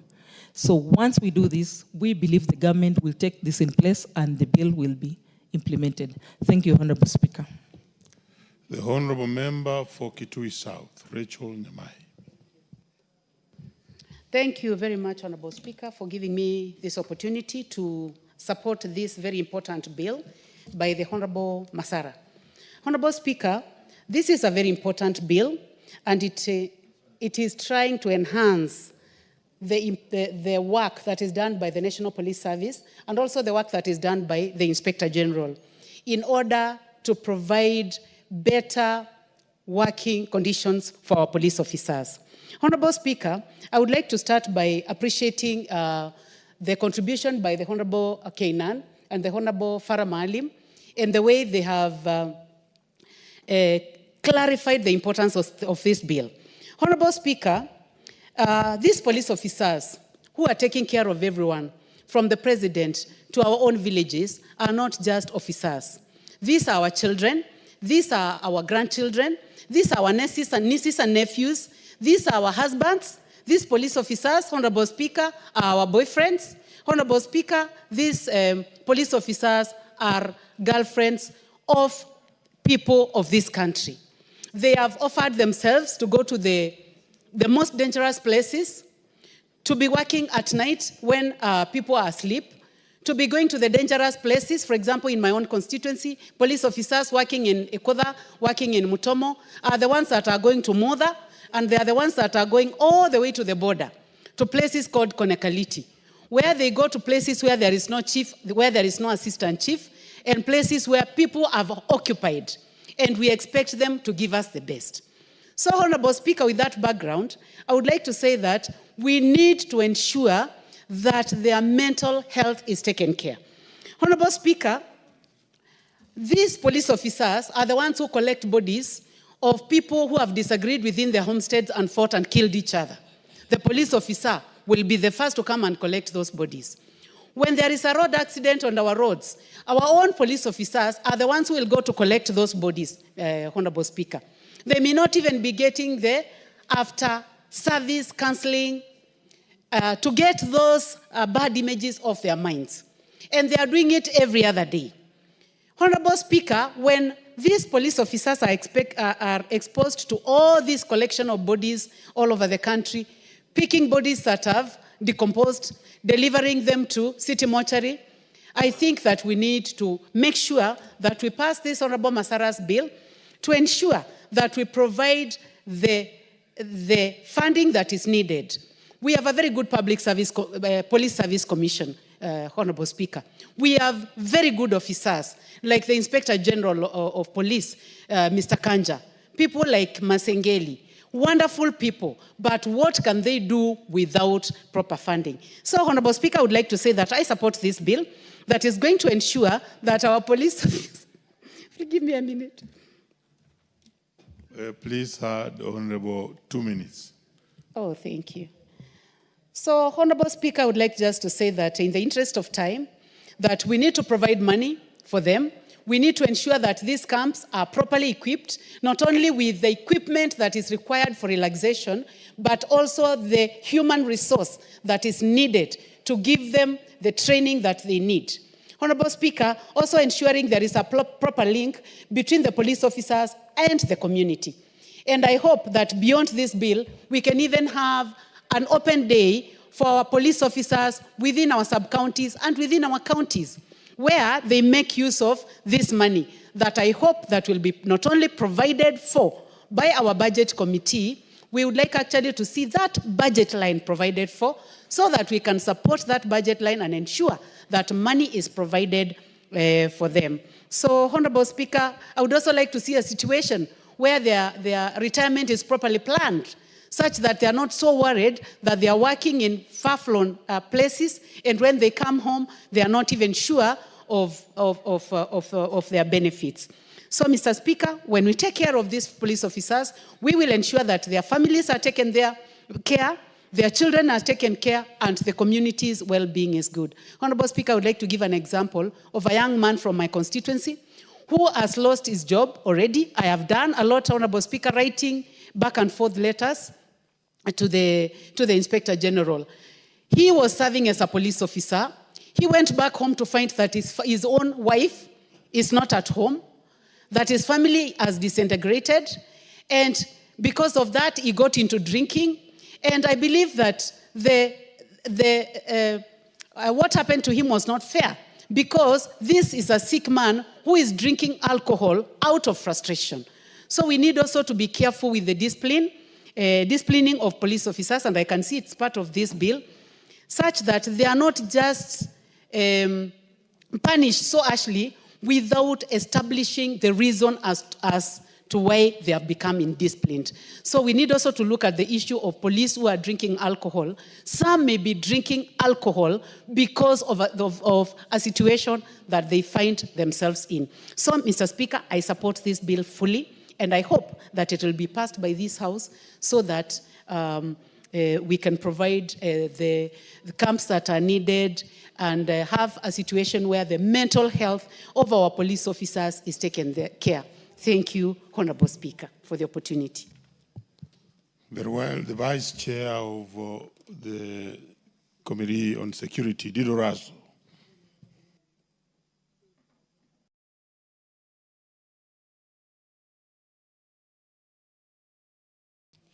Thank you very much, Honorable Speaker. Honorable Speaker, I rise to add my voice to this very important bill by Honorable Masara. Honorable Speaker, a police officer is a first responder who is responsible for law enforcement and public safety.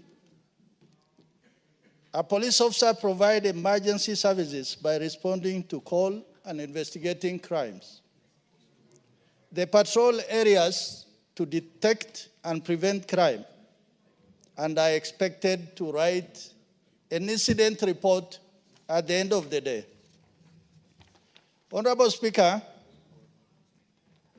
as members of this House and as legislators and leaders in this country, I think if there is a profession that we have given a raw deal in this land, is for our men and women in blue. These are police officers. This amendment is progressive. It is also forward-looking. More importantly, it addresses three cardinal areas. First is about accountability across the police force. Secondly, it addresses the role of leadership, both about those who command police officers and men, and also about we as leaders in this country. What is our responsibility to have a good police service? Honorable Speaker, the second aspect of this bill, it addresses the welfare and well-being of our men and women in police uniform. In odd hours, in rain in dusty areas, and in dangerous locations, these are men and women we call upon to provide public safety and security. Sometimes they are poorly armed, they are ill-equipped, and the terrain does not favor them. But because it is their duty, many people think that police service is about employment. It is actually a calling. In many developed countries across the world, the police are the most well-remunerated civil servants. Because when you try to describe the task or the work of a police officer, then you begin to feel that actually this man or woman does more than what the Salaries and Remuneration Commission thinks about. Honorable Speaker, recently, during demonstrations, riots, protests, attacks, and even incidences of rustling, this particular force was the most blamed, blatantly. But little did we experience people coming out to say, yeah, okay, we know what happened to demonstrators, but what about the police officers and men who are keeping peace in a particular area on that day? There are those who lost their lives, there are those who lost arms and legs, and there are those who have lost loved ones. Honorable Speaker, as a former military officer, and a distinguished one for that matter, in a day, those men and women of the police force, when they are on a beat, in whatever part of the country, they go through so much. They recover dead bodies, bodies that have been thrown into pit latrines, bodies that have been thrown into sewages. They are the ones who will go to the morgue to identify bodies.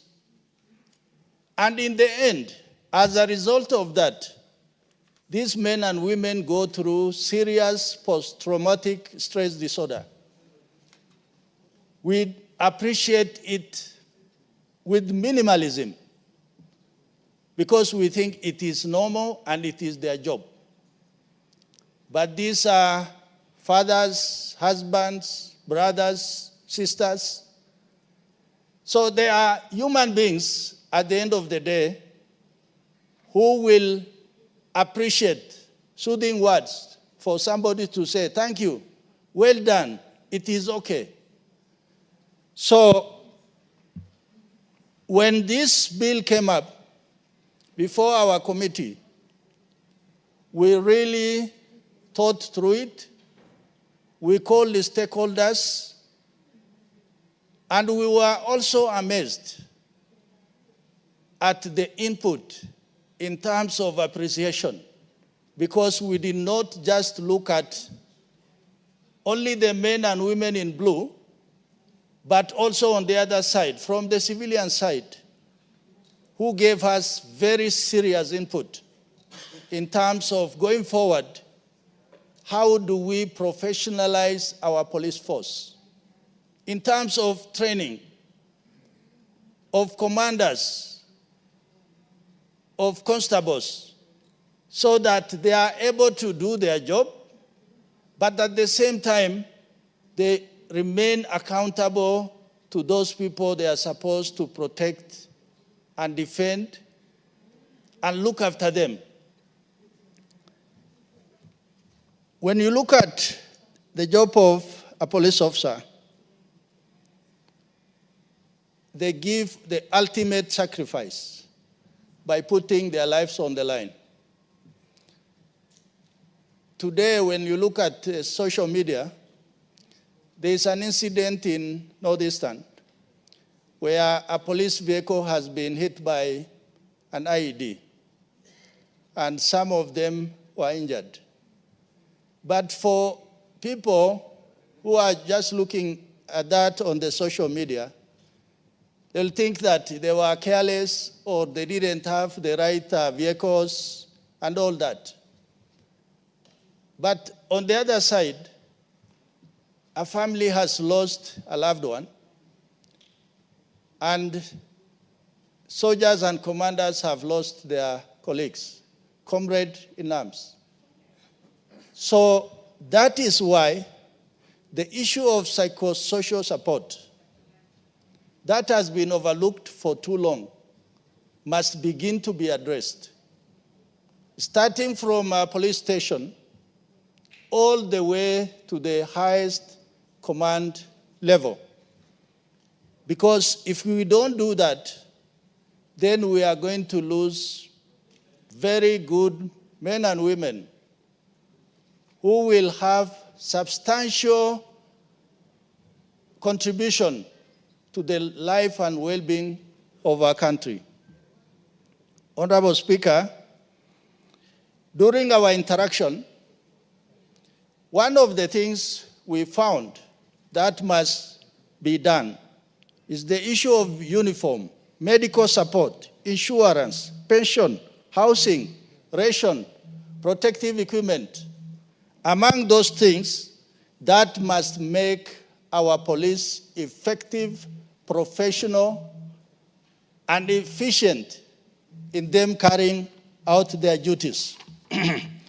Finally, Honorable Speaker, there are words that have been used to describe the men and women in blue: determined, strong, ambitious, brave, hero, selfless, courageous, friend, daring, responsive. These are verbs that have been used how a policeman or woman carry out their duties by putting their lives on the line. The Honorable Karoli Omondi. Okay. The Honorable Peter Kihungi. And then down here, the Honorable Fatma Masito. She's in the house. I'm here. Proceed. Speak. Yes.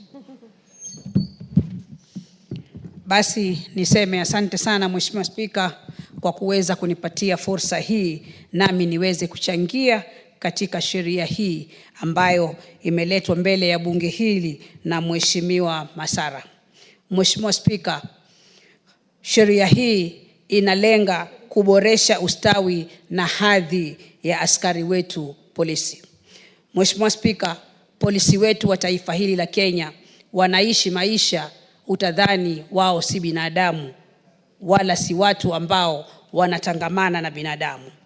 Mheshimiwa Spika, askari polisi wetu wa Kenya wana dhiki. Hiyo lugha ndio naweza kutumia ndio iweze kueleweka vizuri. Wana dhiki, wana shida, wana maisha magumu wakati wanatuhudumia na wakati pia baada ya kustaafu. Mheshimiwa Spika, sheria hii ambayo inataka kudumisha ustawi wao na hadhi yao, Mheshimiwa Spika, na kuweza pia kuwatengea kitengo maalum cha kuweza kuwashughulikia askari hawa ambao mara nyingi wanapatikana na ile shida ya msongamano wa mawazo na pia wanapata madhara ya akili. Mheshimiwa Spika, askari wetu wanafanya kazi ngumu sana. Mheshimiwa Spika, unaweza kumpata askari amefanya kazi hata masaa 24 akikimbia juu na chini. Mara nyingine unampata ameitiwa mahali tu accident imetokea, hata wewe binadamu wa kawaida huwezi hata kuangalia yale mazingira ambayo ajali ile imetokea, kwa sababu pengine mtu ameumia vibaya sana au pengine amekufa kifo kibaya sana, lakini sijaona askari akiogopa kusongelea hali kama ile. Wengine unawapata wameenda hata kuokoa mahali moto unatokea, amekwenda kuokoa na anapambana na mambo mengi. Lakini Mheshimiwa Spika, mazingira yao ambayo wanaishi askari wetu wa Kenya ni aibu. Ni aibu hata ukiyasema kwa mataifa mengine, na ni aibu pia kwa sisi wenyewe wa Kenya. Wanaishi maisha ya kinyama kabisa. Mheshimiwa Spika, unampata askari amepatwa na msonga mawazo kwa sababu hata familia yake mwenyewe inamshinda kuihimili, kwa sababu kwanza mshahara ni duni, pili hawezi kupata matibabu mazuri, tatu hawezi kupatia watoto wake elimu nzuri. Basi Mheshimiwa Spika, maisha yakiwa kama hivi, askari utapata wanajihusisha na mambo mengi. Wengine unawapata wameingilia ulevi mpaka amekuwa mlevi mbwa, Mheshimiwa Spika, kwa sababu anafikiria leo hii mimi nimeshinda kazi tangu asubuhi mpaka jioni, lakini mshahara mwisho wa mwezi hata huwezi kusema utamtosha, hata wiki moja hauwezi kumtosha. Wanaishi maisha, anakopa, mwisho wa mwezi akipata mshahara, Mheshimiwa Spika, analipa tu madeni na anaanza tena alifu kwa kijiti kwa lugha ya Kiswahili. Yaani anaanza moja tena. Anaanza moja kukopa mpaka ikifika tarehe 30 akipata mshahara analipa madeni yale na anaendelea kuishi. Haya ni maisha aina gani, Mheshimiwa Spika? Ukilinganisha na ile kazi ambayo askari polisi wetu wanaifanya ndani ya taifa hili, Mheshimiwa Spika. Mimi naunga mkono sheria hii iweze kudhibiti, kwa sababu askari ni ndugu zetu, ni baba zetu, ni kina dada zetu, ni marafiki zetu, tunaishi nao vizuri na wanatufanyia pia kazi nzuri zaidi. Kwa hivyo Mheshimiwa Spika, niunge mkono sheria hii ikipitishwa, na ninatumaini itapitishwa na bunge hili, iweze kusaidia hawa ndugu zetu. Mheshimiwa Spika, asante sana kwa kunipa fursa hii. The Honorable Edith Nyenze. Thank you, Speaker, for giving me this opportunity to hear my views on this bill on Police Service Commission. And let me take this opportunity to also congratulate our colleague, Honorable Masara, for this good bill. I note that this bill is a bill that aims at strengthening what we already have, especially on the mandate of the National Police Service Commission in addressing the mental health and well-being of the police officers. And this bill establishes psychosocial units and also programs whose aim is to promote the mental health and well-being of police officers. The bill is actually trying to insert a clause into 12A, which requires a police commission to provide police officers with some mental health services. And this bill requires the commission to establish well-equipped centers in offices, in camps, in their training colleges, and communities for police officers to receive psychosocial services. Madam Speaker, I note that apart from this, our police officers do a lot of work. They are actually exposed to harsh environments, to environments where they have actually not even been trained in, to environments which are harsh. And especially this day in age, with our current social media, the police officers are actually badly exposed. So apart from creating these centers, it's also good to note that we need to also improve their personal emoluments. Their salaries are sometimes very low. They stay in very bad houses. Even though this one has been talked about for a long time, nothing much has been done as concerning their housing and also their salaries, as needs to be improved.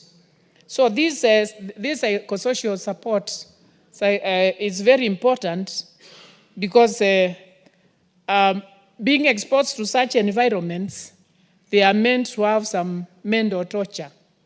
Some of them go to some harsh areas and they stay in such areas for months without even taking leave. And when they take leave, they are actually not given enough money to take to their family. So or you are overworking yourself, you are not being appreciated by the people you serve because you are correcting them, they don't appreciate you. The environment is harsh. And then at the same time, you are not taking, there is nothing to show for it, especially taking to your family and your children. And you also find that some, after being posted in harsh areas, some police officers have stayed in very harsh areas for a very long time, and they are not given transfers. Even when they keep on applying for transfers to other areas, they are not considered. And this is, with the time, this one exposes them to a lot of torture, leading to some ill mental health. Therefore, these centers are very important so that they can actually share with their supervisors. They can also discuss with their colleagues. They can also hear their views so that they are helped in these areas where they feel they are badly exposed. I also, Madam Speaker, also feel that the training which they get does not expose them enough to such issues. So I think it's also, as they get trained, it's also good for them to get exposed to the kind of life which they will be exposed to when they go to the real work. Like now we have some people in Haiti. Maybe some of these police officers are people who have been trained in Nairobi, in urban areas, and then they are taken to very harsh areas. One has not been exposed to such. Yet you are supposed to keep your job because the job opportunities are very rare. So you are actually put in a very harsh and very hard environment such that you need some help. And this bill is very important because this bill is expected to try to address such issues and improve the welfare of the police officers, especially their mental health. With that, Madam Speaker, I support.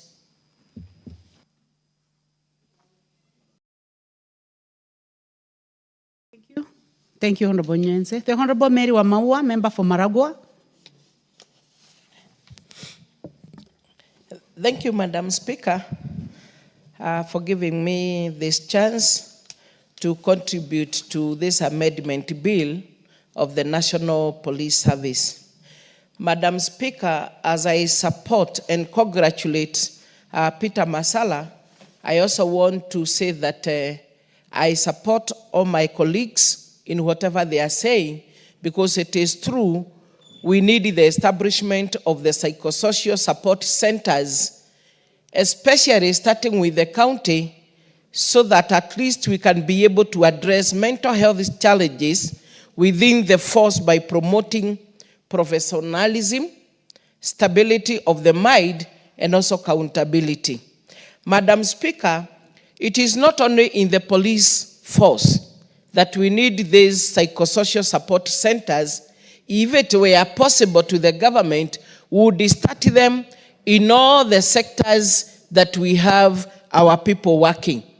Madam Speaker, you bear me witness that as we study today, there are so many issues that people are coming across, starting with the economic hardships, the social media and online pressures. Madam Speaker, the relationship and family struggles that we have. Also the workplace stresses that we usually encounter as we try to work. Substance abuse and unhealthy coping mechanism, Madam Speaker. And also the health issues and lack of access to mental health care. Madam Speaker, all these are issues that are making our people who are working, not only the police officers, really to need the psychosocial support centers.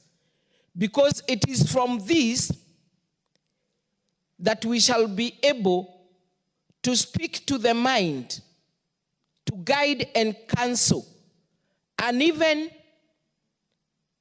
to get closer to many of our people who are getting affected out of all what surround some of the areas that I've talked about. Madam Speaker, you'll find that depression is not only in the police officers and other people who are working for this government, but you're also getting it in our children. Those in secondary schools, universities, and also in the primary schools. Because when it touches on the economic hardship, and the parents have been hit by this, and their children are in the universities and they require the basic needs and they cannot be able to be provided by the parents, then you get these children undergoing such problems, equally to those who are in secondary school. Madam Speaker, long time, when we were in primary school, we did not have this, like the way it has described, out of the issues that there are today as compared with that time. And therefore, Madam Speaker, I can say without any fear or contradiction that this bill is very crucial to be amended so that our Kenyan police officer who are witnessing troubling increase in suicide cases amongst their ranks due to the factors that I've said can really be addressed. The proposed amendment, Madam Speaker, provides structured mental health support, potentially reducing incident of erratic behavior linked to the mental distress. Madam Speaker, this is very crucial to the people whose work is to protect us. And thus, we should start by, first of all, looking at their mental well-being first so that we can enable them to serve the country better. Madam Speaker, you can imagine a police officer who is already mentally depressed and he's being waited to deliver work during the day, maybe less a bit, and at times, because we still have shortages of staffing, to wake up at night and still go on patrols to protect our people. Madam Speaker, this is not an area that we can forget, bearing in mind their work is to make sure that there is security while we are asleep in our businesses and in our working places. And therefore, since this is a constitutional right to each and every Kenyan, then you know we really need, as we go to other sectors, we really need to start with our Kenyan police officers. Therefore, that is why I want to congratulate Honorable Peter Masara for having thought about this, so that the moment we start with this, because I know it's going to yield good fruits, then as a government, we should think of how it can trickle to other sectors so that at least we can be able to fight the depressions and the stresses in our working areas. Madam Speaker, I know we have such places in our hospitals, but purely on the level 4, 5, and 6, which are not everywhere. Therefore, if we can say in each and every county we start, then we shall be assisting some of the areas, the little that there is, to address the psychosocial in our hospitals. So, Madam Speaker, I want to say I support this and request when this motion goes through, let it be fast-tracked so that it can be implemented to make sure that whatever we are bringing out as areas that are affecting our police officers and others in different working places can be addressed. So, Madam Speaker, I support.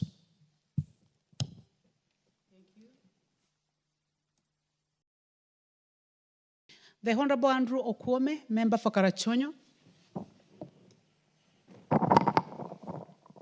Thank you, Madam Speaker, for giving me this opportunity. Now, let me first say that the work of police is extremely essential, important, and very, very necessary.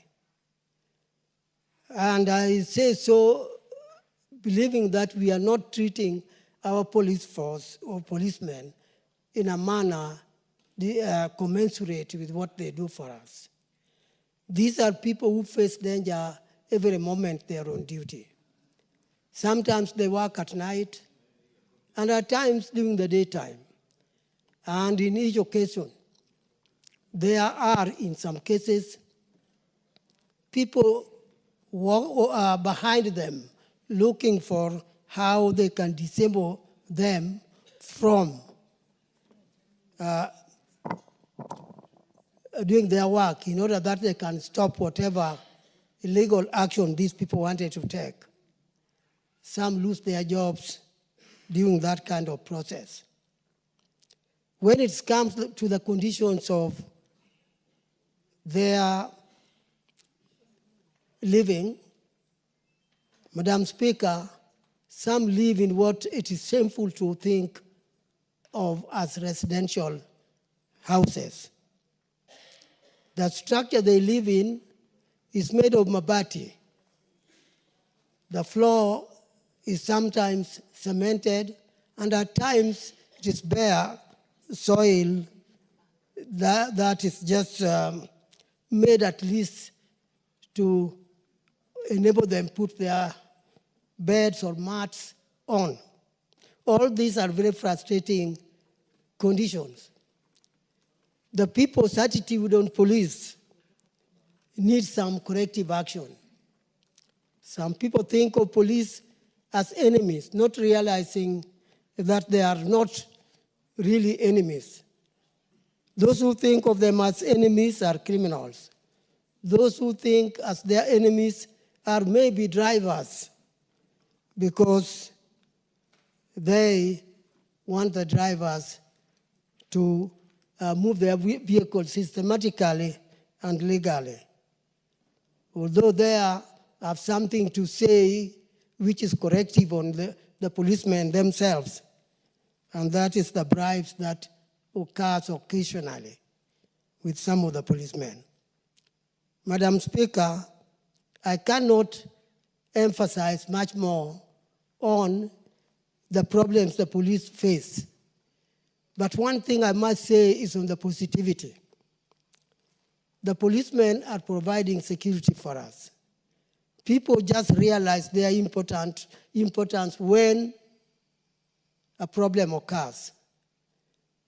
Under such cases, everybody's looking for a policeman to come and bail him out. That's when people know the importance of policemen. I think our population also need to be educated so that they can realize the importance of the police service, because we need them. And because of the necessity of what they are doing for us, I think they need to be paid well. I know one of my colleagues said they are well paid. I very much doubt this. These people are not paid well. And that's why you see them looking for almost no mistakes by drivers and ask them for some coins in their pockets. We don't need to subject such people providing excellent service to us to a condition when they need additional money in the form of bribe. I think something needs to be done on that. I support the idea of psychosocial support centers, But then these centers should not just be for reaction. They should be also preventive, so that policemen are checked often on their mental conditions as well as physical condition, to ensure that they are fit for the work and they can do the work when they are having fully mental composure that can make them do their work well and properly. So these centers need to be existing all the time for the police to visit. But then in addition to that, they should have a general medical checkup, which should include all requirements of wellness of the body, including mental capability. Madam Speaker, I feel I have said the importance of their work. I've said what action we need to take.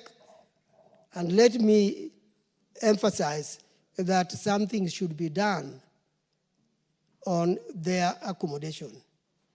I can remind my colleagues plus the Speaker that if you go to hot areas like Moyale, Mogadishu, and all those, the houses in which they live, the Mabati type, is almost impossible for life when it is daytime.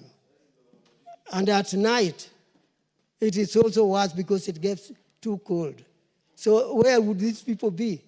There can only be night, there can only be day, and each of these offer intolerable conditions for them. That's why you find they get sometimes a little set up and we begin to do what is sometimes dangerous, like killing even their spouses. We need to protect ourselves against such kind of situations by treating our police as human beings doing essential work for us. Madam, with this, I wish to say that I congratulate my colleague, Madam Masara, Mr. Masara, who brought up this bill, and I support it. Thanks, Madam. Thank you. Thank you, Member for Karachi. Thank you. The Honorable Zainab Mohammed, Member for Migori County.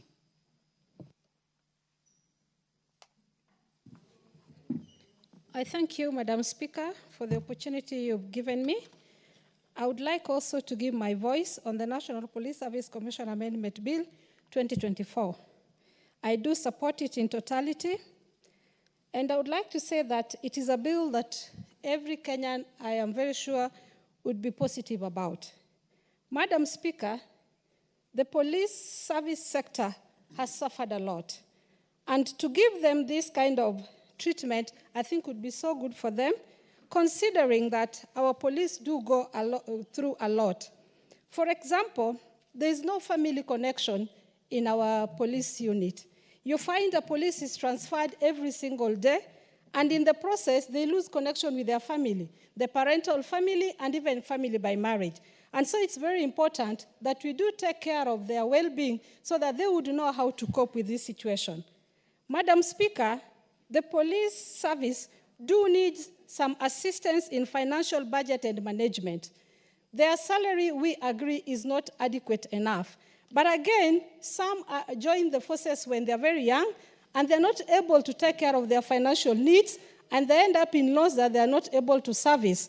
And so this social well-being would be important for them, because in this unit, a lot of challenges will be taken care of. Madam Speaker, we do agree, all of us, that whenever our service go to give service to this country, our police, they do go through trauma, either directly or indirectly.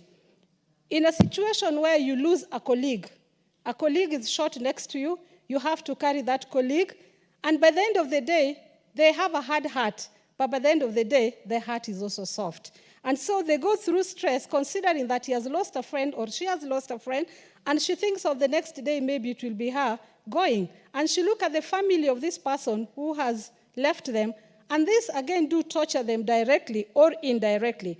I believe that if this center is established, such problems will be taken care of, but not solved completely.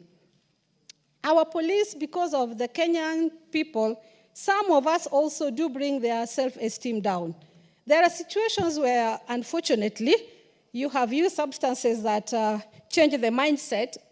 Example is alcohol or drugs. And so when the police has come to arrest you, we throw words that bring their self-esteem down. In such a scenario, a police officer might end up using a gun to finish you for bringing his self-esteem down. It is very important that when such challenges appear to them, they can turn to the centers that would be able to take care of them by talking to them and understanding the situation they are in. Madam Speaker, a living example is what happened in Westgate, Dusit, and Capedro. If we would consider the policemen and women who were at these areas during these accidents or incidents, these people were never taken care of. And you find in a scenario where you find a police did shoot a colleague in circumstances that cannot be explained. In most cases, it is this trauma that they go through, this stress and the depression that they go through, and nobody understands them. And so a small argument, a policeman ends up using the nearest weapon to him, which is a gun. Madam Speaker, our police officers do get injury during their service, and they don't have a way of managing and recovering and returning to work. They just go to the doctor, the injury is treated, maybe has lost a leg, an eye, or whichever part of his or her body. But then there's no other extra service given to this officer. And so he or she goes back and realizes that now she has one hand or has one hand, she cannot or he cannot hold his gun anymore. And this sends him into depression because he knew when he joined the forces that this is a job he has chosen, and he has chosen to defend his people and his country, but unfortunately now is not able to service us. These do send them into serious depression, which ends up piling and sending it down to the family, directly to the children, wife, or mother, or brother, or sister. So I believe if these centers would be available in each and every polling station, instead of putting it at the county level only, but I know finances also are very constrained, but if we could at least try and put it up to the level of a constituency and then later move it downward, even to a sub-county level, so that these services are available. Sometimes it might be difficult for a police officer who works in Nyatike, where I come from, to go to Migori if such services are provided, to go and get that service. That alone can be stress for him or her because she's leaving her family again to go over 60 kilometers to get to such a center. So this is a very good bill. I congratulate the member who brought it up, and I believe that all members of this House will support it in totality. And if there is any amendment that would make it better, we would request that anybody who has such ideas would bring it forward, but let us support it in totality. It is a good one, and God willing, it will help our police women and men of this country. Lastly, I want to congratulate the policemen and women of this country, telling them that they're our sisters, they're our brothers, we love them. There are sometimes that we do rub our shoulders, especially during maandamano, but by the end of the day, we are still brothers and sisters, and the country belongs to all of us, and we congratulate them, we love them, and we wish them well in their duty. Thank you, Madam Speaker. Thank you. The Honorable Gishimo Gedeji, member for Geshogo. Thank you, Honorable Speaker, for also getting this opportunity to contribute to this bill by Honorable Masala. Let me say that the police perform a very important constitutional duty to protect lives and property in this country. And therefore, a stable country is also dependent on a very strong and healthy police force. And that is why I'm in support of this bill. And having seen that this bill has gone the entire process, both through the budget committee, being a money bill, and also through the relevant committee, it shows that this bill has really gotten even support before even it came to this House. And because it is very, very important for our brothers and sisters who are serving in the police force, for purposes of managing the issues that affect them so that they can be able to withstand sometimes the hand working conditions that they normally go or work under. And of course, it goes without saying that sometimes police go through traumatizing incidents, and especially when they are in their line of duty, and especially in volatile areas or where we have conflicts. We've seen quite a number of them lose their lives. Let me not mention the places. There have been many, and especially where we have got tribal conflicts or even external aggressions from, and the recent one, which is also just about to be debated upon from Turkana. And these incidences would also call that these centers are established so that the issues that are affecting them can be managed. And some of the other areas that would require that this police be taken through psychosocial support is also sometimes they also carry so much burden of some families. You see that though some also get into these forces very young, sometimes they may be the only breadwinners in those families. They are low income, support the entire family, even to support their siblings.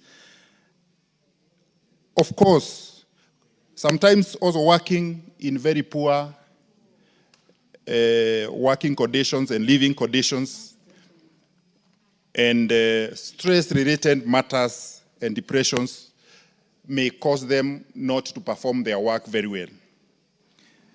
But of course, Honorable Speaker, looking at this bill, it is not seeking to address the root causes of the problems that would require these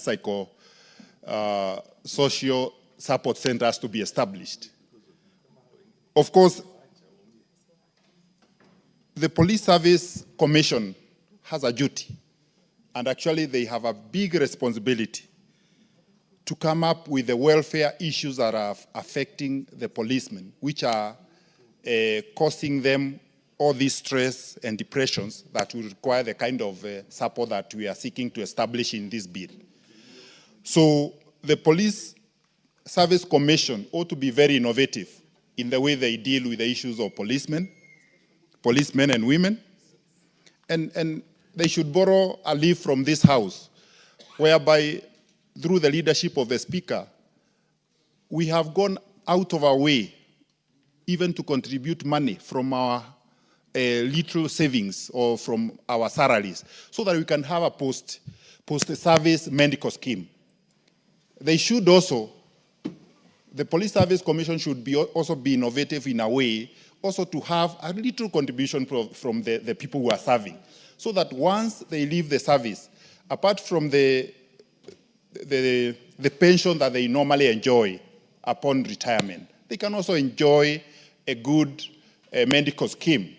And that will call for a very little contribution every month so that these police officers can live a good life thereafter, after retirement. They should also come, the Police Service Commission should also come with a way of how families can be supported after losing their loved ones while serving on the line of duty.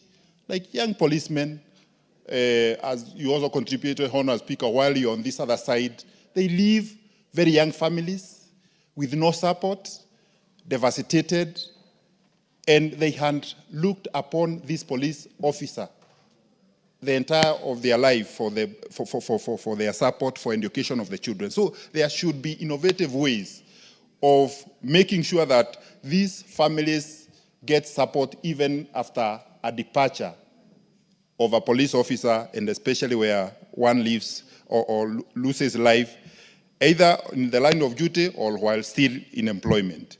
Honorable Speaker, the salaries of police officers, that's also another welfare issue. Some of the issues may not be legislated through an amendment of an act of parliament. Some may also come as an innovative way by the Police Service Commission so that the welfare of the men and women in uniform, whom we are calling the police officers, can be achieved.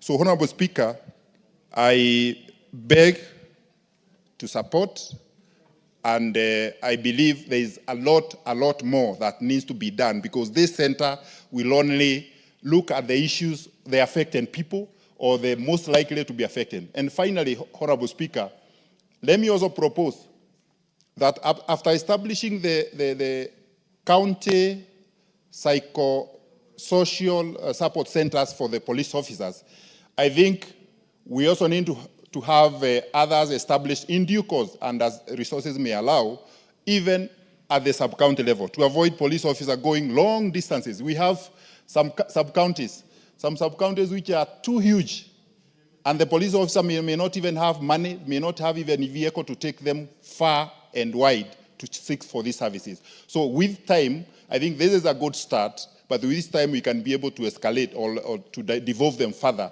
to the sub-county level, or the officers who will be employed at the county level can also be able to be traveling or mobile up to the sub-county levels so that they can be able to give this well-deserved service. Thank you, Honorable Speaker. MP for Cases.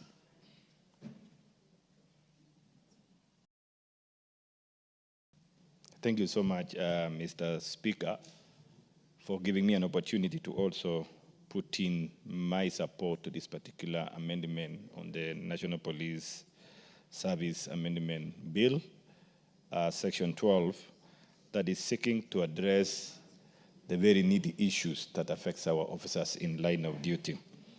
Mr. Speaker, I think all of us, we are not new to uncertain news that have been running on our screens each and every now and then in our social medias, where police officers are taking away their lives, or even going to an extent of taking away innocent lives of people, just as a point of expression of depression, a point of expression of dissatisfaction, a point of expression of frustration. All these issues put together, Mr. Speaker, draws us back to the knowledge that also police officers are human beings, like every other person. We all know that we gave ourselves a new constitution in the year 2010, that even up to now, we are still working on it to ensure we put implementation to the latter. And this particular amendment, Mr. Speaker, exactly is getting us back to Article 43 on the economic and social rights of Kenyans. As I have said, police officers are Kenyans like any other Kenyan. And in that particular article, it enumerates a list of rights every Kenyan is entitled. The first one is the issue of quality health care. And when you talk of health care, it's not only limited to the aspect of illness, medical attention to ailments, it also includes squarely the issue of mental illness or sickness. What we are seeing, or the frustration that are being demonstrated by officers, where a junior officer goes and opens fires to the colleagues, or even to the seniors, those who give instructions. As we all know, the operations of men in uniform is a question of orders, sanctioning of orders, instructions, and directives. It's actually like a top-down kind of operations. But sometimes some of these instructions given to some people who are already sick, and there is no person, there is no quota that is able to evaluate, is able to look at, is able to check the well-being of these particular people. Sometimes they're given a huge assignments that to them it sounds like a punishment. And because they're already lost hope in life, what we are witnessing now, what is happening, we are losing a lot of officers. Somebody goes home and kills the family, including innocent children, just to express their frustration. And even after that, realizing that he has done or she has done the worst, also takes away his life. So we lose, we lose. Mr. Speaker, this particular amendment that is seeking to establish a psychosocial support system or centers in every county, and more so like my colleague Kishimu is saying, we also need to look at beyond counties, because some counties are, well, they are vast, like Marsabit.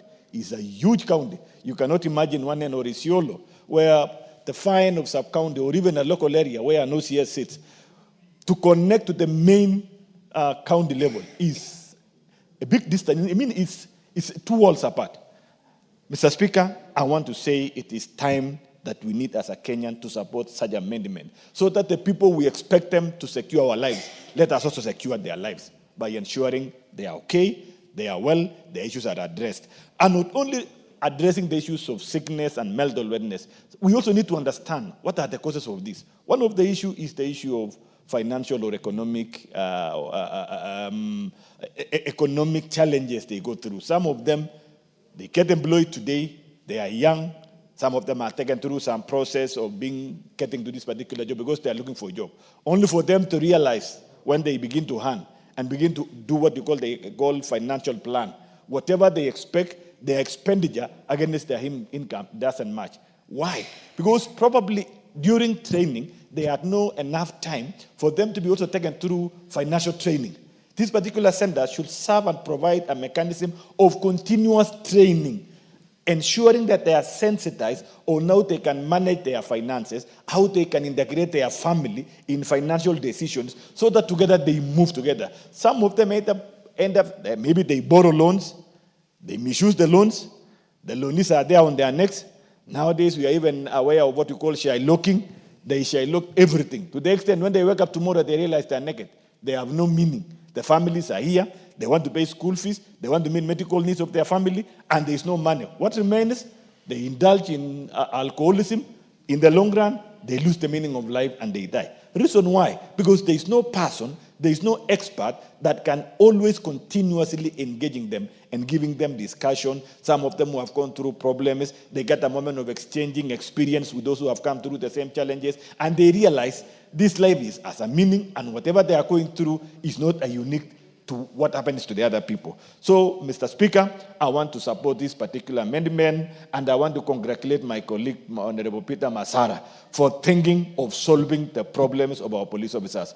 Could be, maybe because most of the time I know my colleague on the other side, Anarico, the other day they were singing Manene ya Maandamano, and they know the problems they are taking through police officers. But I'm happy today, they also know that the police officers are our children, and we need to cater for their interest. That when they come and facilitate their demonstrations, sometimes they go overboard. They also affected through tear gas, stoning, and in the long run, they get frustrated. You welcome Mr. Speaker today when there's Maandamano, and you find the police officers, the whole night, they are stayed in the field there. They don't get food, they don't get an absolute. Tell me, and they are human beings. So this particular support, I want to stand to say I support, and not only support, we also now need to look at beyond it and resource it well. This particular house need to look at that particular department, and we want to cost it well and give sufficient resources, because it will be meaningless to establish a center without resources, without enough money, without enough personnel, without enough experts. It will be meaningless. So let us create it here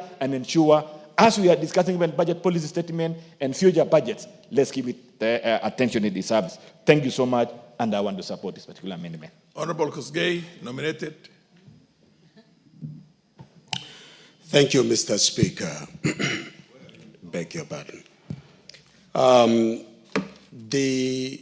I wish on the onset to support this amendment bill by my friend Masara, touching on very important members of our society that we cannot overemphasize the importance of the role the police officers play. Mr. Speaker, when we talk about psychosocial support, we are talking about their emotional well-being. We are talking about their social life. We are talking about their mental state and well-being.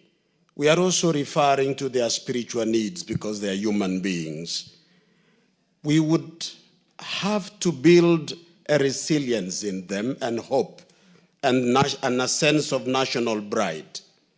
Mr. Speaker, it cannot be overemphasized, and I think this House should treat it as one of the very important aspects of our society because it touches on our security. both personal and as internal security within the country. What these officers faces in the field, managing through their roles. For example, there are 4 basic roles all over the world. It is the same: to enforce the law, to prevent or deter crime, provide emergency response, and provide support system services required by the society. In their line of duty, they face circumstances that affect them as people.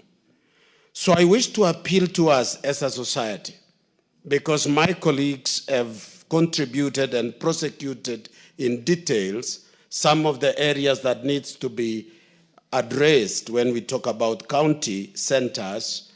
I want to talk about our attitude towards police officers as citizens of this country. We need to look at them and appreciate that they are doing what we would have done individually, and that is to provide security for ourselves, our children, our properties, and our country. What we need to do, because I hear a lot, Mr. Speaker, when some groups call some social movements, we are addressing the police as if they are the enemies of progress, and they address the police as the impediment of freedom. I wish to use this opportunity that as we think about supporting them, we must change our attitude towards police. After independence, we used to think of police being the force of colonial masters. And when we see them, we saw them at that time, during our time, when we were young, we saw police as enemies because they represented a regime that oppressed us. But we are an independent country. We must be proud of our country. What we see in the global north, the way they respect their police in their time and when in time of duty, as they fulfill their roles, they are respected as they implement the law. So let us keep also to the line of taking the pride of being proud of our own country and respect the law. With that, Mr. Speaker, I support this motion. Thank you. The MP for Keio South, Gideon Kimayo.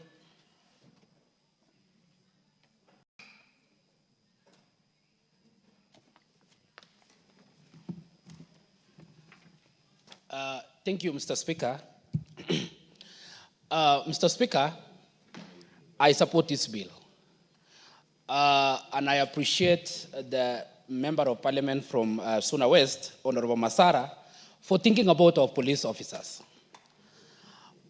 Article 43 of our Constitution, Mr. Speaker, guarantees all citizens of this country the right to health. Mr. Speaker, our police officers work in very hostile environment, which at times brings issues even of depression and the rest. You find that their housing is not adequate. You find the kind of salary also that they receive is also not adequate. You look at their working equipment, the vehicles they are using and the rest, is not sufficient.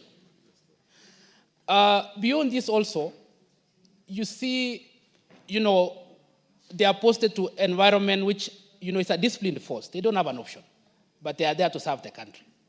So the introduction of this bill is in a small way appreciating our men and women in the police service. And this bill, which seeks to amend Article Section 10 and 12 of the Police Service Police Commission Act, I support. If you look at other jurisdictions, for example, South Africa, for example, Canada, they have introduced the same that we are doing here. And the Honorable Dr. Kimayo. Yes. Mr. Speaker. I had to interrupt you. Sorry. But we have reached 6 o'clock, actually 6 and 1 minute. When this debate resumes again, you'll have 8 minutes more. But we have a motion of adjournment at exactly 6 o'clock, and under the circumstances, I'm going to call on Honorable Ariko of Turkana South to move this motion of adjournment. The motion of adjournment, essentially, I'm sure you understand the rules. You will all contribute. There's no seconder.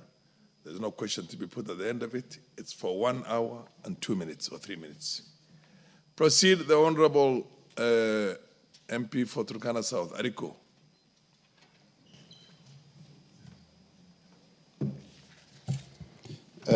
Thank you, Honorable Mr. Speaker, for according me this opportunity to raise my voice on this matter of Tadanyang massacre. Honorable Speaker, on behalf of myself and my family, the people of Turkana South, and the greater Turkana nation, I would like to extend my deep sympathies and condolences to the families of the bereaved in the Tadanyang massacre. May God bless their souls. Mr. Speaker, on 22nd February 2025, more than 20 fishermen lost their lives and a significant number reported missing following an ambush by suspected Ethiopian militia, popularly known as Dasanach in Tadanyang, Turkana County. The militia targeted fishermen who were unharmed as they were fishing at a place known as Lope Mukat and Atira near River Homo. Mr. Speaker, it is reported that during the incident, there was intermittent network blackout within the area that interfered communication, hence delayed rescue of the residents. It should be noted that Dasanach is an Ethiopian community living in Tadanyang area and share the same economic activities with the Turkana people.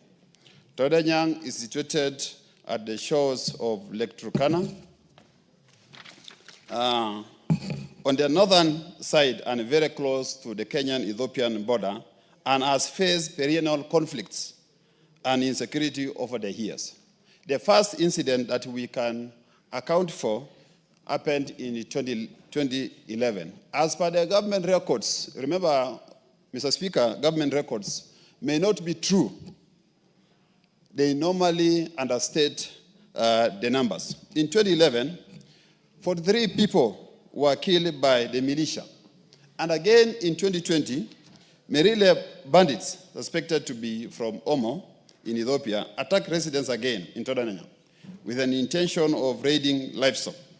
These attacks have caused loss to lives and livelihoods. Again, in 2021, a massacre occurred where foreign militia killed 37 Turkana pastoralists inside Kenya territory. Remember again, Mr. Speaker, these figures are understated. Honorable Speaker, the security situation has severely disrupted essential services in the area, significantly impacting development in the region. The current attack has led to the loss of lives and property. You can imagine 16 boats were taken away, and they promised to return 5, which they have not yet returned today. Honorable Speaker, June, you can also remember the failure of the government, because the government has been ignoring some of these conflicts. Either the government has been ignoring, or it is always about smoothing strategy just to calm the situation. Remember again here in this house, we raised a statement, a member of parliament for Turkana Central raised a statement in June 2024, where Kenya Wildlife Service guards killed a fisherman while trying to make his end meet, and no action has been taken by the government. There is a need for the government to put measures in place to enhance economic activities under the blue economy. Mr. Speaker, the neighboring countries, communities have encroached the Kenyan land at the expense of peace, with the support of their authorities in all their endeavors. The Kenyan government has always ignored or just applied smoothing strategies in addressing such a critical matter. Mr. Speaker, I've identified a number of challenges this community is experiencing. And one of the challenges is the poor network connectivity within that particular area. Surveillance board for the Coast Guard is just one with a small capacity. Surveillance Coast Guards are only 8. You can imagine all that terrain across the lake. It's only 8 guards with one boat. A few empowered NPR, leave alone these other uniformed officers who are well versed with the terrain, are very few with no infrastructure to provide security in the area. Alternative sources of livelihood, which is livestock for these fishermen, has been continuously affected by banditry perpetrated by the same militias. Honorable Mr. Speaker, we've been making proposals, including the following. There is need to enhance authority. And in this case, when I talk about authority, the authority and legitimacy of a government can only be realized when there is law and order in a society. If the community is not feeling the presence of government, the public will always take charge to protect themselves and their property. Immigration department, foreign relations or foreign affairs, and KRA must establish themselves in this area to enhance security and economic activities in these unforgotten areas of the country. Food security programs. This government, the KK government, came into force by making a number of promises, including food security. To actualize, we are proposing as an alternative source of livelihood and productive economic activity for the first area of the country. Increased surveillance by security agencies, including increasing the number of coast guards and other security agencies, enough enabling infrastructure, that is vehicles, ammunition, and food supplies. That's what is required by these uniformed men. There's a need for the government to deploy KDF along our borders, to deploy KDF and border patrol units along the borders. The Turkana community has always managed to secure the border of Kenya with 3 neighboring countries. But now, Mr. Speaker, the donkey is tired. The donkey is tired. What is the role of foreign affairs in actualizing some of the UN Security Council agenda? Because I know Kenya is one of the signatory or a member of the UN Security Council. I read a statement by the UN Secretary on United Nations Security Council. And one of the statements, I picked the following. The Security Council reaffirms its commitment to the Charter of the United Nations, including its purposes and principles, and the primary responsibility of the Security Council under the Charter for the maintenance of international peace and security. In this regard, reiterates its commitment to address conflict-induced food insecurity, including famine in the situation of armed conflicts.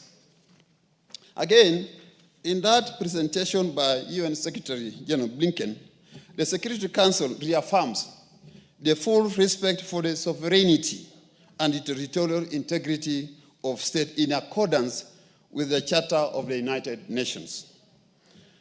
The final statement that I picked, the Security Council reaffirms the primary responsibility of states to protect the population throughout their whole territory, and the obligation of all parties to armed conflict to respect international humanitarian law, and the need for them to allow and facilitate the rapid and impeded passage of humanitarian relief for citizens in need.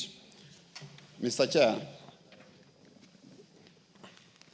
I wish to express my concern about President Trump's effect on humanitarian and development assistance and funding that Turkana community used to benefit from the US government. Remember again,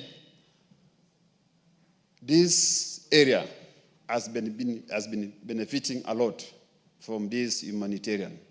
This will perpetuate or motivate more aggression or conflict between the two territories. Chair, Mr. Speaker, remember a conflict between the citizens of two countries is an international problem which this government must take it seriously. But what I'm seeing, what we see as Turkana people. Give him an additional minute to wrap up.